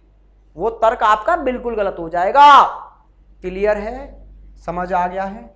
अगला पॉइंट एक और, आई थिंक ये बिल्कुल ही क्लियर कर जाएगा अब आपको। देखो क्या बोला है, क्या निजी कंपनियों को भारत में यात्री रेलगाड़ी चलाने की अनुमति देनी चाहिए? अब ये मोदी जी ही आपसे पूछ रहे हो शायद, क्योंकि वो दे चुके हैं। तो कभी पूछा होगा उन्होंने ऐसा, क्या प्राइवेट रेल चला दी जाए? हाँ, आपने अगर आप होते तो आप हमेशा मना ही करते, ना जी, लेकिन अब नहीं करना है मना। आप क्या बोलोगे? हाँ जी, बिल्कुल हाँ जी। अब कारण और बता दो। यह भारतीय रेलवे की सेवा की गुणवत्ता बेहतर बनाएगा। बस इतना ही सुनते लट्टू हो जाओ और बोल दो हाँ इसने प्राइवेट सेक्टर की कर दी तारीफ और ये हो गया सही, चाहे आपका दिल अंदर से गाली क्यों ना दे रहा हो, लेकिन यही तर्क मजबूत होगा क्योंकि गवर्नमेंट कर रही है तो गवर्नमेंट को मजबूत लगता है और आपको गवर्नमेंट के अकॉर्डिंग ही वर्क करना है, तो इसलिए आप इसको मजबूत ही मानोगे और ऑब्वियसली मैं बोलूं तो मजबूत ही होता है। निजी अगर किसी हाथों में जाती हैं चीजें तो महंगी चाहे हो जाएं लेकिन उनकी गुणवत्ता तो हमेशा बढ़ती है। गवर्नमेंट स्कूलों को देख लो, प्राइवेट स्कूलों को देख लो, गवर्नमेंट ट्रेवल एजेंसियों को देख लो, प्राइवेट ट्रेवल एजेंसियों को देख लो, आप लोग दोनों में जमीन आसमान का फर्क दिखाई देगा। चाहे जो प्राइवेट हैं वो महंगी हो सकती हैं लेकिन गुणवत्ता में लाख गुना ऊपर होंगी।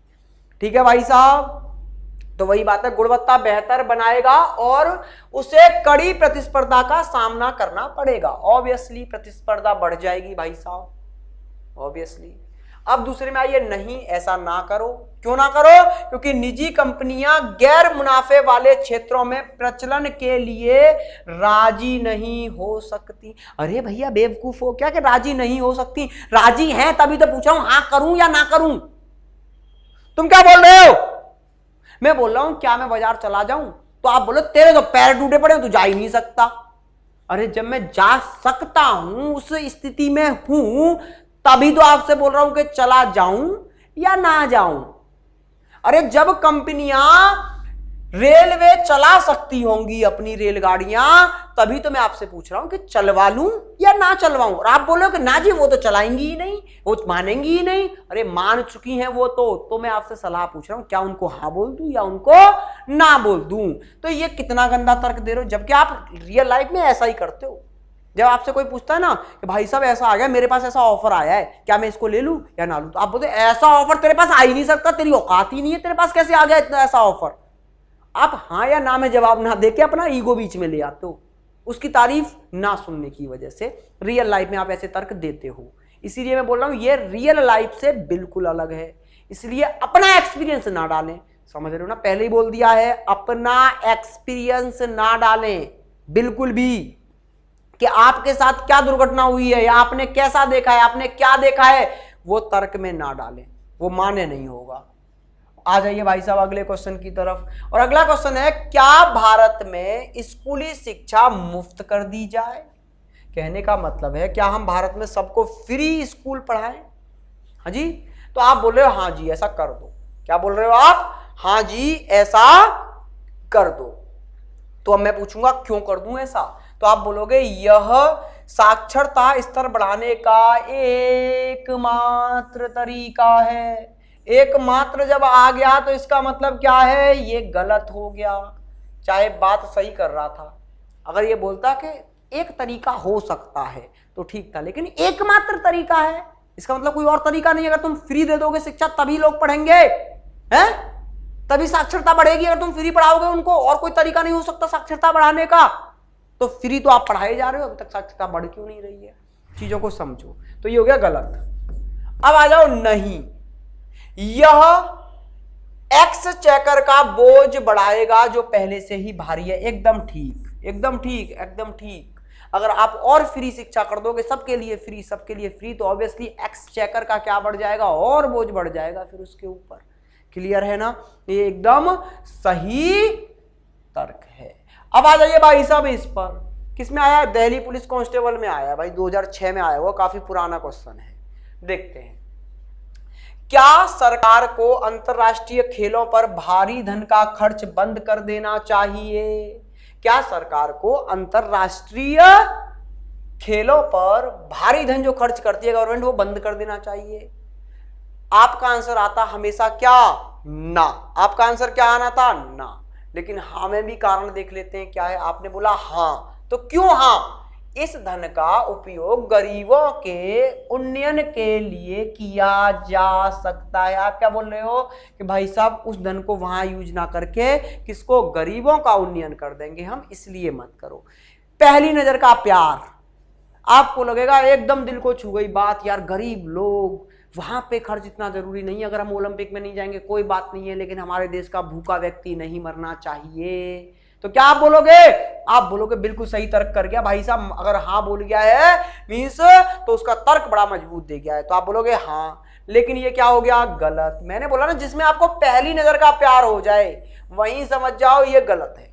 रीजन समझो अब उसका, कि यहां पर क्या है, आप गरीबों का उन्नयन करना चाहते हो, ये आपकी समस्या है यहां पर, गरीबों का उन्नयन। तो क्या गरीबों का उन्नयन कितनी बड़ी समस्या है? जटिल समस्या है, बहुत बड़ी समस्या है। तो क्या उसका सॉल्यूशन सिर्फ इतने मात्र से हो जाएगा कि ओलंपिक पे होने वाले खर्च को ही रोक दो? चीजों को समझो।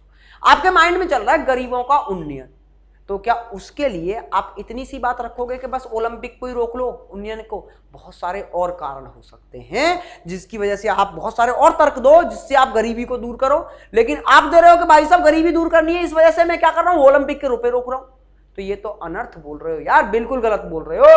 तो ये तर्क कभी भी ठीक नहीं होगा। आगे बोले नहीं, खिलाड़ी इससे कुंठित हो जाएंगे और उन्हें अंतरराष्ट्रीय एक्सपोजर नहीं मिलेगा। एकदम सही बात है भाई साहब, अगर आप उन पर खर्च नहीं करोगे तो वो कुंठित हो जाएंगे और उन्हें क्या नहीं मिलेगा? अंतरराष्ट्रीय एक्सपोजर नहीं मिलेगा। इसलिए दबा के खर्च करो उन पर, खूब खर्च करो उन पर, ठीक है। चलिए साहब अगले क्वेश्चन पर चलते हैं, और अगला क्वेश्चन आपके सामने ये रहा, पढ़िए क्या है। क्या सभी परस्नातक कोर्स के शिक्षण शुल्क में काफी बढ़ोतरी कर दी जानी चाहिए? बोला है कि परोस्नातक जितने भी कोर्स हैं स्नातक से ऊपर, क्या उनमें हम काफी बढ़ोतरी कर दें कोर्स में? आप बोले हाँ जी कर दो। क्यों कर दो? यह छात्रों में कुछ गंभीरता का बोध पैदा करेगा और उसकी गुणवत्ता बढ़ेगी।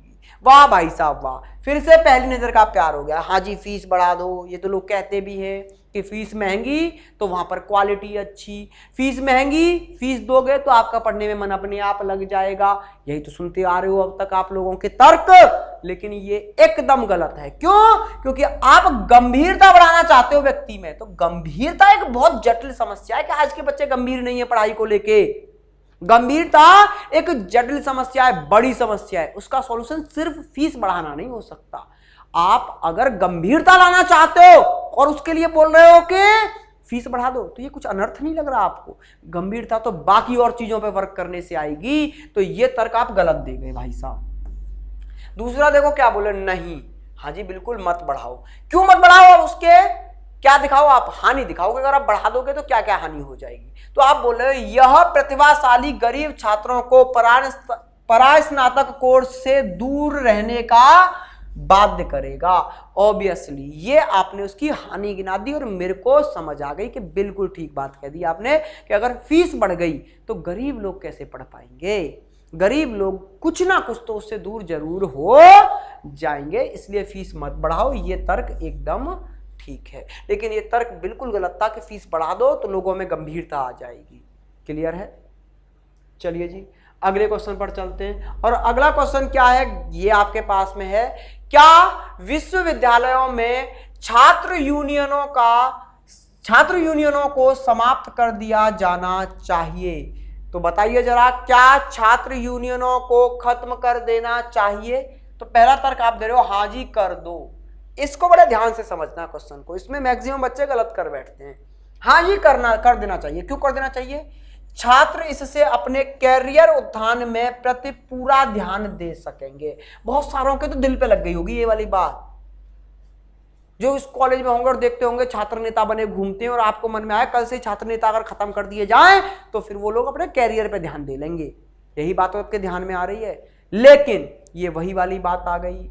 कैरियर का उत्थान अगर करना है तो कैरियर का उत्थान करना एक बड़ा जटिल सी बात है, कोई छोटी मोटी बात नहीं है। कैरियर का उत्थान करना है आपको, तो उत्थान करना है तो क्या उसके लिए सिर्फ इतना सा सॉल्यूशन बहुत है कि हम भाई साहब छात्र यूनियन खत्म कर दें तो उससे उत्थान हो जाएगा? जरा मुझे बताओ कि हम चाहते हैं कि उत्थान हो जाए और उसके लिए आप क्या चाहते हो कि छात्र यूनियन खत्म हो जाए।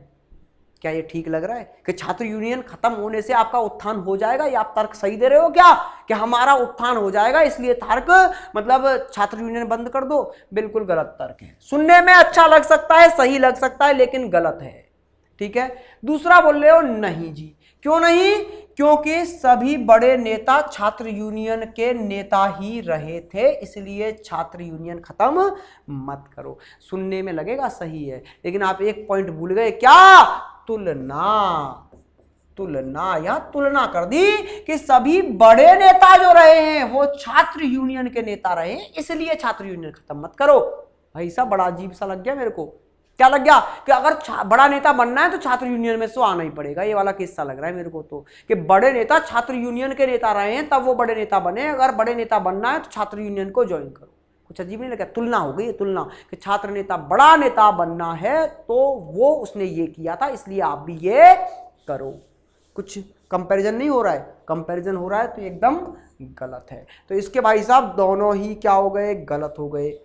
अब फील कर पा रहे होगे आप कि इतना भी टफ नहीं था। अगर मैं सारे पॉइंट्सों को और कुछ रूल्स को ध्यान में रखते हुए आगे बढ़ूं तो ये इतना टफ भी नहीं होता है। अगले क्वेश्चन पर चलो भाई। क्या बोल रहा है? क्या देश भर में मैट्रिकुलेशन तक एक ही प्रकार के स्कूल होने चाहिए?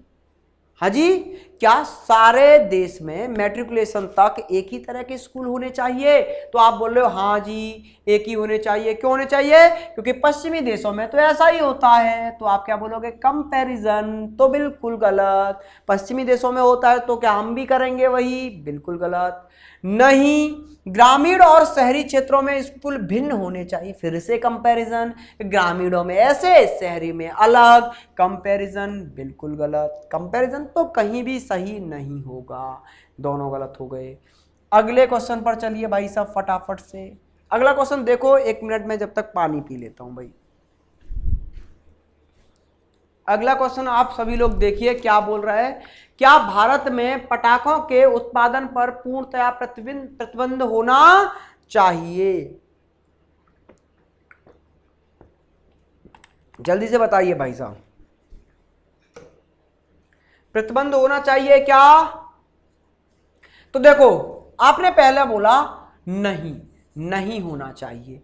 क्यों नहीं होना चाहिए? यह हजारों श्रमिकों को रोजगार रहित कर देगा। भाई साहब बहुत सही बात लगी मुझे आपकी, कि हजारों लोग यहाँ पर रोजगार करते हैं इन फैक्ट्रियों में। अगर आपने पटाखों का बिल्कुल बैन कर दिया तो इनका रोजगार चला जाएगा। ये एकदम सही बात हो गई।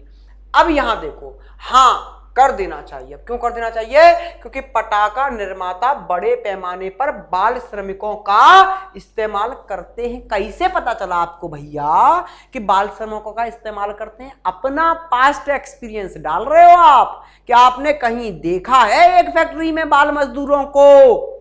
इसलिए आप बता रहे हो कि बाल श्रमिकों का मजदूरों का इस्तेमाल करते हैं वो, इसलिए बंद कर दो। क्या कहीं पर नोटिस लगा होता है कि मेरे यहां बाल मजदूरी रहेंगे? आपने कहीं देख लिया? आपका खुद का पास्ट एक्सपीरियंस है, इसलिए आप अपना पास्ट एक्सपीरियंस डाल के बोल रहे हो कि वो बाल श्रमिकों का इस्तेमाल करते हैं। लेकिन ऐसा कोई रूल थोड़ा ना कि वो बाल श्रमिकों का इस्तेमाल करते हैं। आप कैसे बोल सकते हो कि बाल श्रमिकों का इस्तेमाल करते हैं? बिल्कुल गलत। क्लियर है? आई थिंक जिस वे में आपको लैंग्वेज को समझा के मैं क्वेश्चंस करा रहा हूं, आपको खुद को भी लैंग्वेज को उतनी ही क्लैरिटी के साथ पढ़ना पड़ेगा और अपने दिमाग में वो सारे पॉइंट जो मैं स्टार्टिंग के आधा घंटे में बता चुका हूं एकदम फेयर दिमाग में और क्लियर बना के रखने हैं। ठीक है, जिससे कि आप सबका सही से इस्तेमाल कर पाओ। अगला देख लो भाई साहब, अगला क्या बोल रहा है। अगला जो पॉइंट है आपसे बोल रहा है कि 1985 से पहले के रजिस्टर्ड वाहनों को सड़क पर चलने से रोक लगानी चाहिए क्या? मैं बोल रहा हूं, आपसे पूछ रहा हूं भाई साहब कि क्या 1985 से पहले जो रजिस्टर्ड थे वाहन उनको रोक दूं क्या सड़क पर चलने से? तो आप क्या बोल रहे हो? नहीं ना जी, बिल्कुल ना रोको। तो अब आप इसका हानि बताओ कि रोकने से क्या हानि हो जाएगी। तो आप क्या बोल रहे हो? वे वाहन जो 20 वर्ष पुराने हैं उनको सड़क पर चलने की और अनुमति दे देनी चाहिए। ऐसा लग रहा है जैसे आप गुस्से में बैठे हो, मेरे पे गुस्सा फोड़ रहे हो। मैं तो पूछ रहा हूं भाई साहब क्यों? अगर आप मना कर रहे हो तो ये बताओ क्यों नहीं करना चाहिए। आप बोलो ना जी 20 साल पुराने और चला दो आप। तो जैसे कि 20 साल पुरानी आपकी गाड़ी का रजिस्ट्रेशन हो तो आप अपना ही मतलब निकलवाने बैठे हो कि 20 साल पुराने और चला दो, रोको मत। मैंने क्या पूछा? मैंने पूछा क्या चलाऊं या रोक दूं? आपने बोला नहीं रोको मत, रोको मत। तो अब ये बताओ ना क्यों ना रोकूं मैं? उसकी हानि बताओ कि मैं रोक दूंगा तो ये हानि हो जाएंगी। लेकिन क्या आपने हानि बताई? बिल्कुल देखते ही गलत लग जाएगा, ये तो हर किसी को दिख जाएगा, गुस्से में बोल रहा है व्यक्ति। आगे देखो, हाँ इसको रोकने से प्रदूषण का स्तर गिरेगा, जैसा कि नए मॉडल से संभव नहीं है। समझ रहे हो ना, ये एकदम सही बात लग गई आपको। क्या लगी कि हाँ जी इनको रोक दो, जिससे क्या हो जाएगा, प्रदूषण का स्तर थोड़ा सा गिर जाएगा, जैसा कि नए मॉडल से संभव नहीं है। जो कि नए मॉडल्स आ रहे हैं गाड़ियों के, उनमें ऐसा संभव नहीं है कि ज्यादा पॉल्यूशन हो, ठीक है ना। तो पॉल्यूशन का स्तर वो नहीं होगा, ये पुराने वाले इनको रोक लो, जिससे क्या हो जाएगा, थोड़ा सा पॉल्यूशन का स्तर गिर जाएगा। ये लगा मुझे कायदे का तर्क आपका, भाई साहब एकदम सही बात कह गए आप। चलिए जी, अच्छा ये भी देखो क्या बोला है, स्तर गिर जाएगा, ये नहीं बोला कि पॉल्यूशन खत्म हो जाएगा, ये बोला है गिर जाएगा, जो कि एकदम फैक्ट है। चलिए अब आप ये जजमेंट कर लेना कि एक और था सर ऐसा, पॉल्यूशन का स्तर गिर जाएगा, वहां एक गाड़ी की बात थी, तो एक गाड़ी को रोकने का मोटिव आपका बहुत गलत था पॉल्यूशन वाला।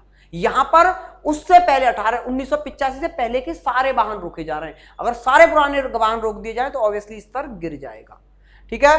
अगला क्वेश्चन देखते हैं भाई साहब, अगला क्वेश्चन क्या बोल रहा है। अगला क्वेश्चन आपसे जो बोल रहा है वो ये है कि क्या चुनाव के समय उठने वाली अफवाहों पर रोक लगा देनी चाहिए।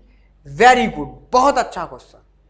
आजकल चुनाव से पहले बहुत सारी अफवाहें उड़ती हैं, टीवी पर आप देखते होंगे, एग्जैक्ट पोल टाइप के नाम की बहुत सारी अफवाहें चल जाती हैं, और ये जीत गया, ये जीत गया, मोदी मोदी मोदी मोदी सरकार, मोदी सरकार, यहाँ तो मोदी सरकार, मोदी सरकार, मोदी सरकार, कि ममता दीदी जीत गई, ममता दीदी जीत गई। ये वाली चीजें पहले से बहुत ज्यादा चल जाती हैं, क्या इन पर रोक लगानी चाहिए। तो आप बोल रहे हो हाँ जी लगा दो रोक। क्यों लगा दो, क्योंकि अधिकांश जनता समझदार नहीं है, अतः वह अफवाहों से प्रभावित हो जाती है और उन्हीं के बहकावे में वोट डाल देती है। हकीकत पकड़ ली मेरे भाई ने, ये तो हकीकत है, यही तो होता है। आपको मार्केट बना दिया, हर हर मोदी, घर घर मोदी, ये पहले से ही चुनाव से पहले नारे लग गए थे। मैं किसी पर्सनल पार्टी को मुद्दा नहीं बना रहा हूं, ऐसे ही कभी हुआ करता था। अगर मैं कांग्रेस की बात करूं तो Indira is India, India is Indira, ये नारे लगा करते थे। तो ये होता क्या है, हर कोई गवर्नमेंट जब चुनाव नजदीक आते हैं तो वो लोगों को क्या भ्रमित करने लग जाती है कि मेरा बहुमत बहुत ज्यादा है, और हर व्यक्ति चाहता है कि मेरा वोट जीत में जाए, ठीक है ना। तो क्या होता है कि लोग इतने ज्यादा समझदार नहीं होते, अपने वोट का महत्व नहीं समझते लोग, और वो उस लहर में बह जाते हैं जो लहर आर्टिफिशियली बनाई गई होती है कि इस बार तो भाई साहब ये पक्का है, यही जीतेगा, यही जीतेगा। लहर बना दी जाती है, जिससे कि जो लोग नहीं भी चाहते वो भी बोलते हैं यार जब ये जीत ही रहा है तो एक वोट का क्या, चलो इसी को दे दो। तो सब लोग इस लहर में बह के उसी को वोट दे देते हैं। तो ये एकदम हकीकत की बात पकड़ ली इस बंदे ने, और तर्क बहुत गहरा दे दिया, इसलिए सही है। दूसरा बोला हाँ ऐसी अफवाहें विश्वसनीय नहीं होती हैं, अतः सही चुनाव के लिए उन पर रोक लगानी चाहिए। वेरी गुड, वही बात कर दी है कि ये विश्वसनीय नहीं होती हैं ऐसी अफवाहें।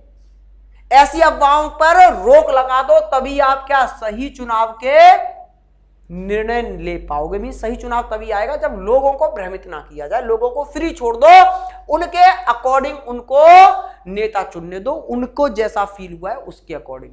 तो आप ये सब चीजें प्रचलित करना बंद कर दो, एकदम सही बात है। हाँ जी रोक लगानी चाहिए, क्लियर है। अगले क्वेश्चन पर चलते हैं भाई साहब। छोटी सी वीडियो और है, क्योंकि ये पूरा चैप्टर में बहुत डिटेलिंग में तो नहीं पढ़ा रहा हूँ, अभी सिर्फ पैट को मद्देनजर रखते हुए पढ़ा रहा हूँ, क्योंकि अगर ऑफलाइन में बात करो तो ये चैप्टर 5 से 6 दिन चलता है, और यहाँ मैं 1 से 1.5 घंटे में ही खत्म कर रहा हूँ। तो आप लोग समझिए, बहुत चुनिंदा क्वेश्चंस और बहुत ही ज़्यादा टफ नहीं, बहुत ही मीडियम लेवल के क्वेश्चन मैं लेके आया हूँ। अच्छे क्वेश्चन यहाँ नहीं करा रहा, क्योंकि एक दिन की बहुत बड़ी वीडियो हो जाएगी और कॉन्सेप्ट भी फिर आपके थोड़े से कंफ्यूज हो सकते हैं। इसलिए आप इतना ही पढ़ के जाइएगा और आपका पूरा हो जाएगा क्वेश्चन एग्जाम में जो आने वाला है, टेंशन ना लें, ठीक है ना। चलिए पूरा चैप्टर बहुत डिटेलिंग में पढ़ाऊंगा, 5 से 6 घंटे पढ़ाऊंगा, तब जाके ये चैप्टर कंप्लीट होगा, ठीक। चलिए देखो अगला कथन आपसे क्या बोल रहा है, क्या सरकार को सभी समुद्र तटों पर खाने और पीने पर प्रतिबंध लगा देना चाहिए। ये एक बड़ी समस्या है। इस टाइम पे क्या करते हैं लोग, पिकनिक मनाने गए समुद्र के किनारे पर, वहीं पर क्या ले लिया, आइसक्रीम ले ली, आइसक्रीम खाई, उसका रैपर फेंक दिया, उसकी स्टिक फेंक दी, कुछ फेंक दिया, कोल्ड ड्रिंक पी, कैन फेंक दी। मतलब ये बहुत हो रहा है। आप लोग देख रहे होंगे समुद्र में लोग बहुत सारी ऐसे क्या होते हैं एनजीओ चल रहे हैं जो वहां से गंदगी निकाल निकाल के बाहर फेंक रहे हैं, ये कर रहे हैं, वो कर रहे हैं। वो गंदगी किसकी फैलाई हुई है, हमारी फैलाई हुई तो है, ठीक है ना। तो यही बोल रहा है, क्या प्रतिबंध लगा दें हम भाई साहब उन पे, लोग जो जाके वहां पे खाना पीना करते हैं और गंदगी फैलाते हैं। तो आप बोल रहे हो हाँ जी लगा दो, बिल्कुल लगा दो। क्यों लगा दो, क्योंकि लोग समुद्र तट पर प्लास्टिक, उपव्यय और अन्य बचे कूड़ा कचरा फेंक रहे हैं और उन्हें बहुत गंदा किया जा रहा है। वेरी गुड, यही तो बात मैं बोल रहा था, यही बात ये बोल रहा है कि हाँ जी गंदा कर रहे हैं, कुछ भी फेंक देते हैं, जाते हैं प्लास्टिक फेंक दी, कुछ भी फेंक दिया और वो बहुत गंदा कर रहे हैं, इसलिए प्रतिबंध लगा देना चाहिए। बिल्कुल सटीक बात है। दूसरा बोला ना जी रोको मत भैया। क्यों ना रोको, चलो मैं बोलूंगा मत रोको, तो चलो ठीक है बताओ, तो कुछ जेन्युइन कारण बताते। आपने क्या बताया, बचा हुआ भोजन समुद्रीय जीवों के अस्तित्व के लिए बहुत महत्वपूर्ण है।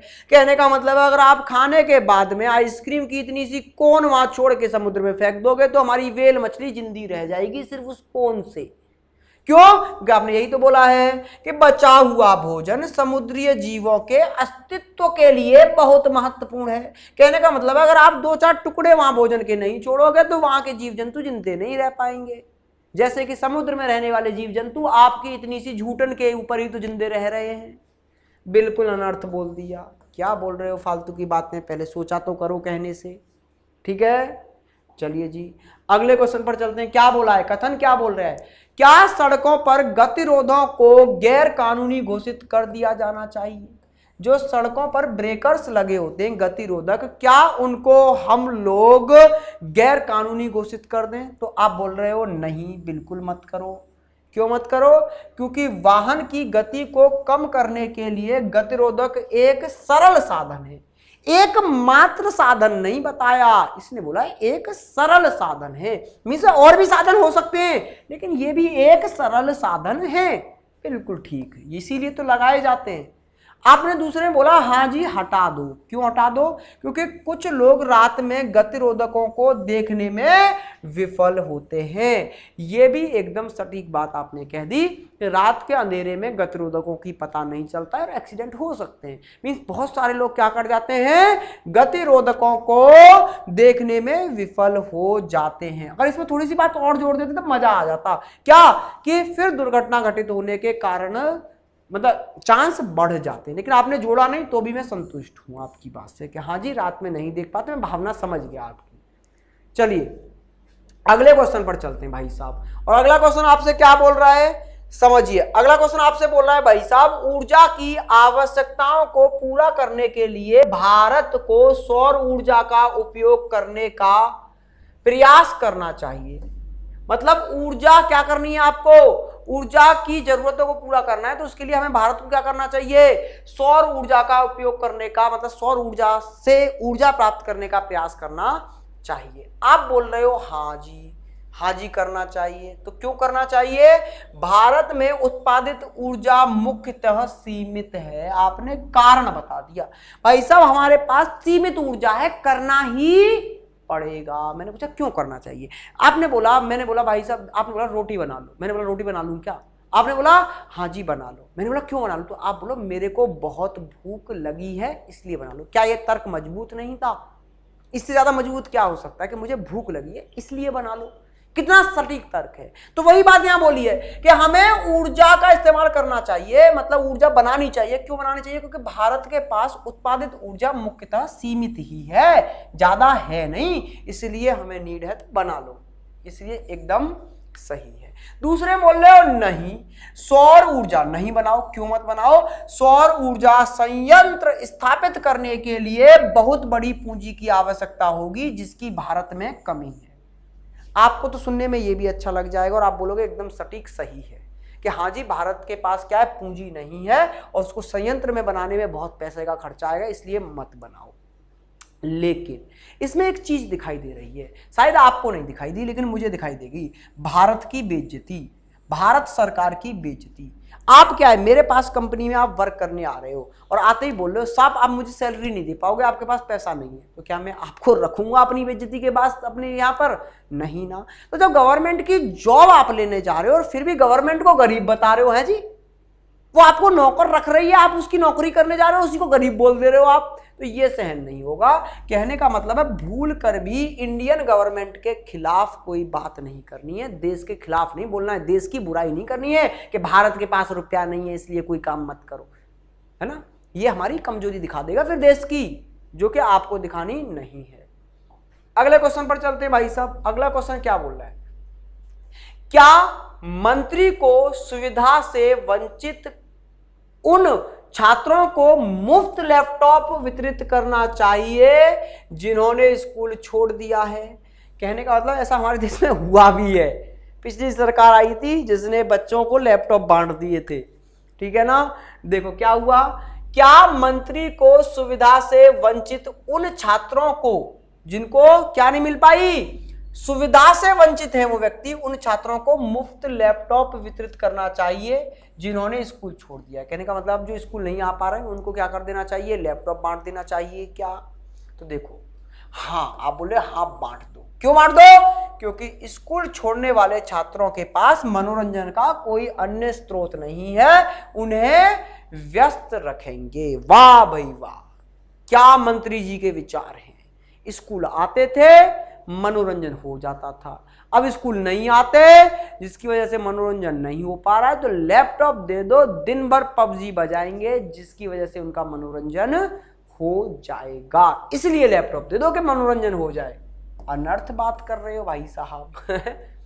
आगे देखो, नहीं मंत्री उन पैसों का, मतलब लैपटॉप मत दो, मंत्री उन पैसों का उपयोग स्कूल छोड़ने वाले छात्रों के निरंतर शिक्षा और व्यवसायिक प्रशिक्षण प्रदान करने के लिए कर सकते हैं ताकि वो आजीविका कमा सके।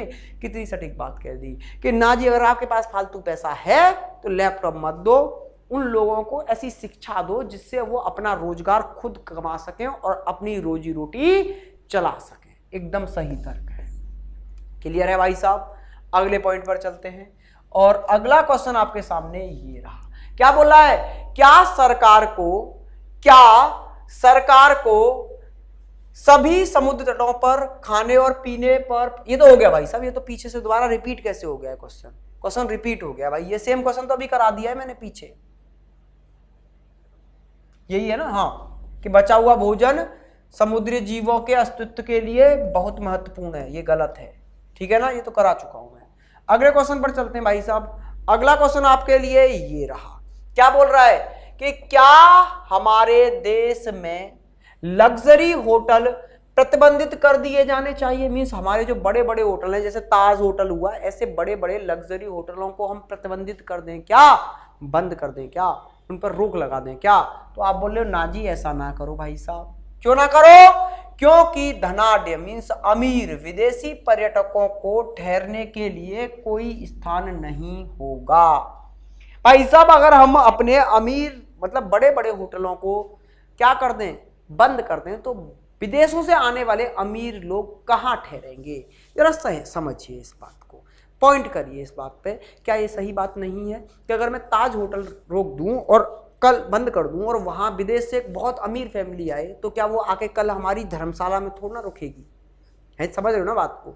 अरे जब वो लग्जरी है खुद में, तो क्या वो धर्मशाला में आके रुकेगी? तो उसके लिए लग्जरी ही फैसिलिटी चाहिए ना।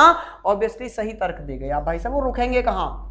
कि अगर हम लोग लग्जरी होटल ही बंद कर दें तो लग्जरी लोग कहाँ रुकेंगे? क्या चौपाल पे आके रुकेंगे? क्या आना ही बंद कर देंगे? बस ज्यादा से ज्यादा इतना हो जाएगा। लेकिन जब आ रहे हैं तो उनके लिए रहने के लिए लग्जरी तो रखो, तो बंद मत करो। आगे देखो, हाँ यह वे स्थान है जहां से अंतरराष्ट्रीय अपराधी अपना काम करते हैं। तो कुछ बच्चे बोलेंगे हाँ जी ऐसा हुआ था, कसाब ने ऐसा ही कर दिया था, ताज होटल में घुसकर धू धू धू करके सब लोगों को उड़ा दिया था। लेकिन वो एक एक्सपीरियंस है आपका पास्ट का, ना कि हमेशा ऐसा होता। तो राष्ट्रीय अंतरराष्ट्रीय अपराधी बड़े होटलों में जाके हमेशा नहीं छुप जाते। ये तर्क बिल्कुल गलत है। इस वजह से बंद कर दो कि भाई साहब, अरे एक बार हो गया लाइव में, क्या हर बार हो रहा है ताज होटल में? ताज होटल बंद है क्या? डेली डेली उसमें आतंकवादी घुस के उसको तोड़फोड़ कर रहे हैं क्या? नहीं ना। तो एक पास्ट एक्सपीरियंस को लेके नहीं तर्क देंगे। अगला क्वेश्चन भाई साहब देखिए क्या बोल रहा है, क्या राष्ट्रीय बैंकों के अधिकारियों को 1 या 2 साल बाद स्थानांतरित कर दिया जाना चाहिए? जल्दी से बताओ। ये बोल रहा है कि राष्ट्रीय जो गवर्नमेंट बैंक हैं वहां के एम्प्लॉइयों को 1-2 साल बाद वहां से दूसरी जगह उनका ट्रांसफर कर देना चाहिए क्या? तो आप बोले हाँ जी कर दो। क्यों कर दो? क्योंकि वे स्थानीय लोगों के साथ घुल मिल जाते हैं और उनसे चालाकी से काम निकाला जा सकता है। आपके मन में आ रहा है बिल्कुल ऐसा ही तो होता है। क्या होता है कि अब भाई साहब यहां पर आके रहने लगे, पीओ साहब 4-6 साल यहीं रहे, आम लोगों से उनकी नॉलेज हो गई और आम लोगों ने चालाकी से का मतलब दोस्ती से मान लो, चालाकी का मतलब कि तुम मेरे भाई लोन दिला दो, है जी। ये आपको लग सकता है कि सही बात है, लेकिन इसके अंदर की बात देखो, आप किस चीज को प्रमोट करने जा रहे हो? इस चीज से करप्शन को प्रमोट कर रहे हो आप लोग। अब ये बता रहे हो कि करप्शन होगा, करप्शन होता है, तो आपके माइंड में करप्शन चल रहा है।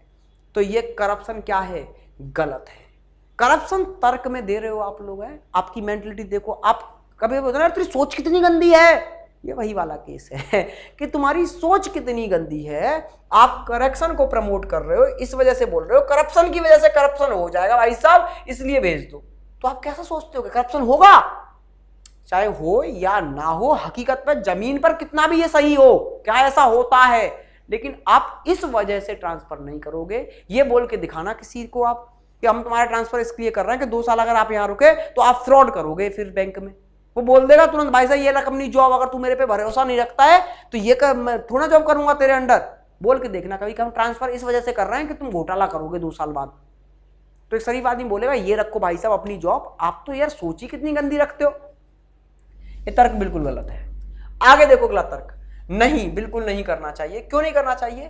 क्योंकि जब तक उसकी नीतियां और योजनाएं आकार लेने लगती हैं उन्हें छोड़ना पड़ता है। यह बात बिल्कुल सटीक है। क्यों सटीक है आप समझिए कि जैसे कोई आदमी 1-2 साल आके वर्क करता है, फील्ड को पहचानता है, लोगों से जानकारी बढ़ाता है और फिर उस फील्ड के अकॉर्डिंग कुछ नीतियां बनाता है, तो 1-2 साल तो लगेंगे ना उसको जानने में, सब लोगों को फील्ड को नॉलेज में लाने में। फिर जब उसने अपनी नीति बनाई तो जैसे ही उसकी नीति वर्क में आई वैसे आप बोल दोगे उसको भाई सर ट्रांसफर पे जा तू, तो उसकी नीति उसने जान के बनाई ना, तो वो वर्क कैसे करेगी नीति जब वो चलाएगा नीति बनाने वाला? तो ऑब्वियसली उसको मत भेजो। क्यों मत भेजो? क्योंकि उसकी नीतियां फिर सही से वर्क नहीं कर पाएंगी। एकदम सही है। दूसरा बोल रहे हैं इसको तो यार देखो कोई मना कर ही नहीं सकता, नहीं जी मत भेजो। क्यों मत भेजो? यह बहुत सारी प्रशासनिक परेशानी पैदा करेगा और अधिकारियों के लिए बहुत सी असुविधाओं का कारण बन जाएगा। ऑब्वियसली प्रशासनिक प्रॉब्लम भी होंगी कि अब एक पद पर दूसरा व्यक्ति आके बैठेगा, पहले उसको सारी नॉलेज थी, अब नए व्यक्ति को नई नॉलेज जाननी पड़ेगी, वर्क थोड़ा सा स्लो भी होगा। लेकिन सबसे बड़ा मुद्दा है कि जो अधिकारी है उसको बहुत सारी असुविधाएं होंगी। यहां से वहां ट्रांसफर जाएगा, सामान ला देगा, पैकिंग करेगा, अब यहां से वहां जाएगा। बिल्कुल सटीक बात आपने कह दी है, ये भी तर्क सही है। तो इसका तर्क दूसरा और तीसरा एकदम सही है। पहला गलत है। क्यों? क्योंकि आप उसमें ये दिखा रहे थे कि ये व्यक्ति फिर घोटाला करेगा आगे चल के, इसलिए इसको भेज दो। ठीक है ना? तो ये आपकी गलत सोच दर्शा रहा था। आगे आ जाइए भाई साहब, अगला क्वेश्चन क्या बोल रहा है, क्या भारत में सभी अप्रत्यक्ष करों को एक समान और सेवा कर मींस जीएसटी में जोड़ देना चाहिए? मींस हमारे देश में जितने भी टैक्स लगते हैं उन सबको कहां जोड़ देना चाहिए? जीएसटी में जोड़ देना चाहिए क्या? ये पूछा जा रहा है आप लोगों से। तो समझिए इसमें पहला तर्क क्या है? हाँ जी जोड़ दो। क्यों जोड़ दो? यह टैक्स समग्र प्रणाली को काफी सरल बना देगा और इससे कर एकत्र करने की लागत भी कम हो जाएगी। अब जब सब चीजों को आप लोग एक जगह डाल दोगे तो ऑब्वियसली इससे आसानी होगी टैक्स लेने में। ठीक है ना? अब किसी चीज पर अलग, किसी चीज पर अलग, किसी चीज पर अलग अगर आप लोगे तो सबका कैलकुलेशन अलग अलग करना पड़ेगा, मेहनत ज्यादा। लेकिन सब चीजों को एक जगह इंक्लूड करके लोगे तो कम लेना पड़ेगा। ठीक है ना? तो ये वो बोलना चाह रहा है कि हाँ जी सबको एक जगह कर दो ना, आसानी हो जाएगी। एकदम ठीक है। दूसरा बोला हाँ निर्माताओं और व्यापारियों को इससे फायदा होगा जो बदले में कर संग्रह को बढ़ावा देगा। बिल्कुल सही पॉइंट है। आप क्या बोल रहे हो कि ऐसा कर देने से व्यापारियों को भी फायदा होगा और जो लेने वाले व्यक्ति होंगे उनको भी फायदा होगा। जब व्यापारी भी खुश और ग्राहक भी खुश, तो फिर खुशी खुशी आपको टैक्स भी देगा वो, तो उससे क्या होगा, टैक्स का संग्रह भी क्या हो जाएगा, बढ़ जाएगा। एकदम सही बात है ये। आगे बोले नहीं जी, ना जी, जीएसटी में इंक्लूड मत करो सबको। क्यों मत करो, किसी अन्य देश ने ऐसा प्रणाली नहीं अपनाई है। ये क्या आ गया, कंपैरिजन आ गया। और कंपैरिजन तो बिल्कुल गलत होता है कि किसी देश ने जीएसटी में नहीं जोड़ा इसलिए हम भी ना जोड़ें। फिर से अनर्थ वाली बात कर रहे हो आप। चलो जी, एक और क्वेश्चन, और आज की क्लास का ये आखिरी क्वेश्चन होगा, ठीक है ना। जल्दी से करते हैं, फिर आज की क्लास यहां पर खत्म करते हैं। और इस वीडियो को बड़े ध्यान से, चाहे क्वेश्चंस को आप बहुत अच्छे से पढ़े हों या ना पढ़े हों, लेकिन एक बार दोबारा से जाके जो मैंने बुलेट पॉइंट्स बताए हैं और जो छोटे छोटे रूल्स बताए हैं स्टार्टिंग की आधा घंटा की वीडियो में, उसको जरूर रिवीजन करके चले जाना। आपका एक भी क्वेश्चन गलत नहीं होगा। आगे देखो भाई साहब, क्या सरकार को कोयला खदानों निजी कंपनियों को आवंटित करनी चाहिए? क्या जो हमारी कोयला की खदानें हैं उनको हम निजी कंपनी में, प्राइवेट सेक्टर में दे दें क्या? तर्क में आप बोल रहे हो हाँ जी कर दो ऐसा। कैसे, क्यों कर दो? क्योंकि कई बड़े औद्योगिक जो घराने हैं वो कोयला ब्लॉक खरीदने के प्रस्ताव भेज रहे हैं। कहने का मतलब है कल कोई बड़ी फैमिली उठ के आए कि भाई साहब अपनी जमीन बेच दो, तो क्या हम अपनी जमीन बेच दें सिर्फ इस वजह से कि उसका खरीदने का मन हो गया? ये कौन सा तर्क है? अरे फायदे बताओ ना कि हम क्यों बेच दें, उसका खरीदने का मन है इसलिए बेच दें, बिल्कुल गलत। दूसरा बोला नहीं, क्यों ना बेचे, फिर इसका आप ये बताओ कि हानि क्या हो जाएगी अगर हम बेच देंगे तो आप बोल रहे बड़े औद्योगिक घराने कोयला खदानों का सारा लाभ ठिकाने लगा देंगे। ये फिर से क्या दिखा रहे हो आप, घोटाला प्रमोट कर रहे हो, शक कर रहे हो आप दूसरे व्यक्ति पर कि भाई साहब उनको मत दो वो लूट के खा जाएगा। ये वाला तर्क कहां मजबूत है, कह के देखना उसके मुंह पे, समझ गए ना। तो किसी भी तर्क में आप क्या करप्शन को प्रमोट नहीं करोगे, और यहां भी प्रमोट कर दिया आपने और पिछले क्वेश्चन में भी कर दिया था, इसलिए वो गलत था और ये भी गलत है भाई। बस आज की क्लास इतनी रखते हैं, ठीक है ना। आई थिंक आपका ये चैप्टर पूरा बहुत अच्छे से कंप्लीट हो गया होगा, इसलिए मैंने इसकी एक रिकॉर्डेड वीडियो बनाई थी। लाइव में इसलिए नहीं आया था, क्यों नहीं आया था, क्योंकि वहां पर टाइम बहुत ज़्यादा लग जाता। मैं आपके सॉल्यूशंस भी देखता, किसका गलत है किसका नहीं गलत है। अगर आपके कमेंट ना देखो तो फिर आप लोग बोलते कि हमारा कमेंट नहीं देखा, हमारा कमेंट नहीं देखा। तो मैं चाहता था एक छोटी सी वीडियो में, जो मैंने यहाँ 1.5 घंटे में या 1.25 घंटे में पढ़ा दिया, उसके लिए 3-4 घंटे लग जाते अगर मैं लाइव आके पढ़ा रहा होता तो। इसीलिए मैंने इस वीडियो को रिकॉर्ड किया कम से कम समय में, क्योंकि अब आपका समय बहुत महत्वपूर्ण है। इस टाइम पे अगर आप 2 घंटे भी मुझे दे रहे हो तो ये आप एक महत्वपूर्ण टाइम मुझे दे रहे हो, और अगर आप मुझे दे रहे हो तो मैं वादा करता हूं कि ये 2 घंटे आपके वसूल हुए होंगे, ठीक है ना। और बाकी जो बच्चे लॉजिकल रीजनिंग बहुत अच्छे से पढ़ना चाहते हैं वो लोग 25 तारीख से शाम को 4 से 5 ऑफलाइन मुझे जुड़ सकते हैं, और स्टार्टिंग से मींस कथन एंड पूर्व धारणा से पढ़ेंगे।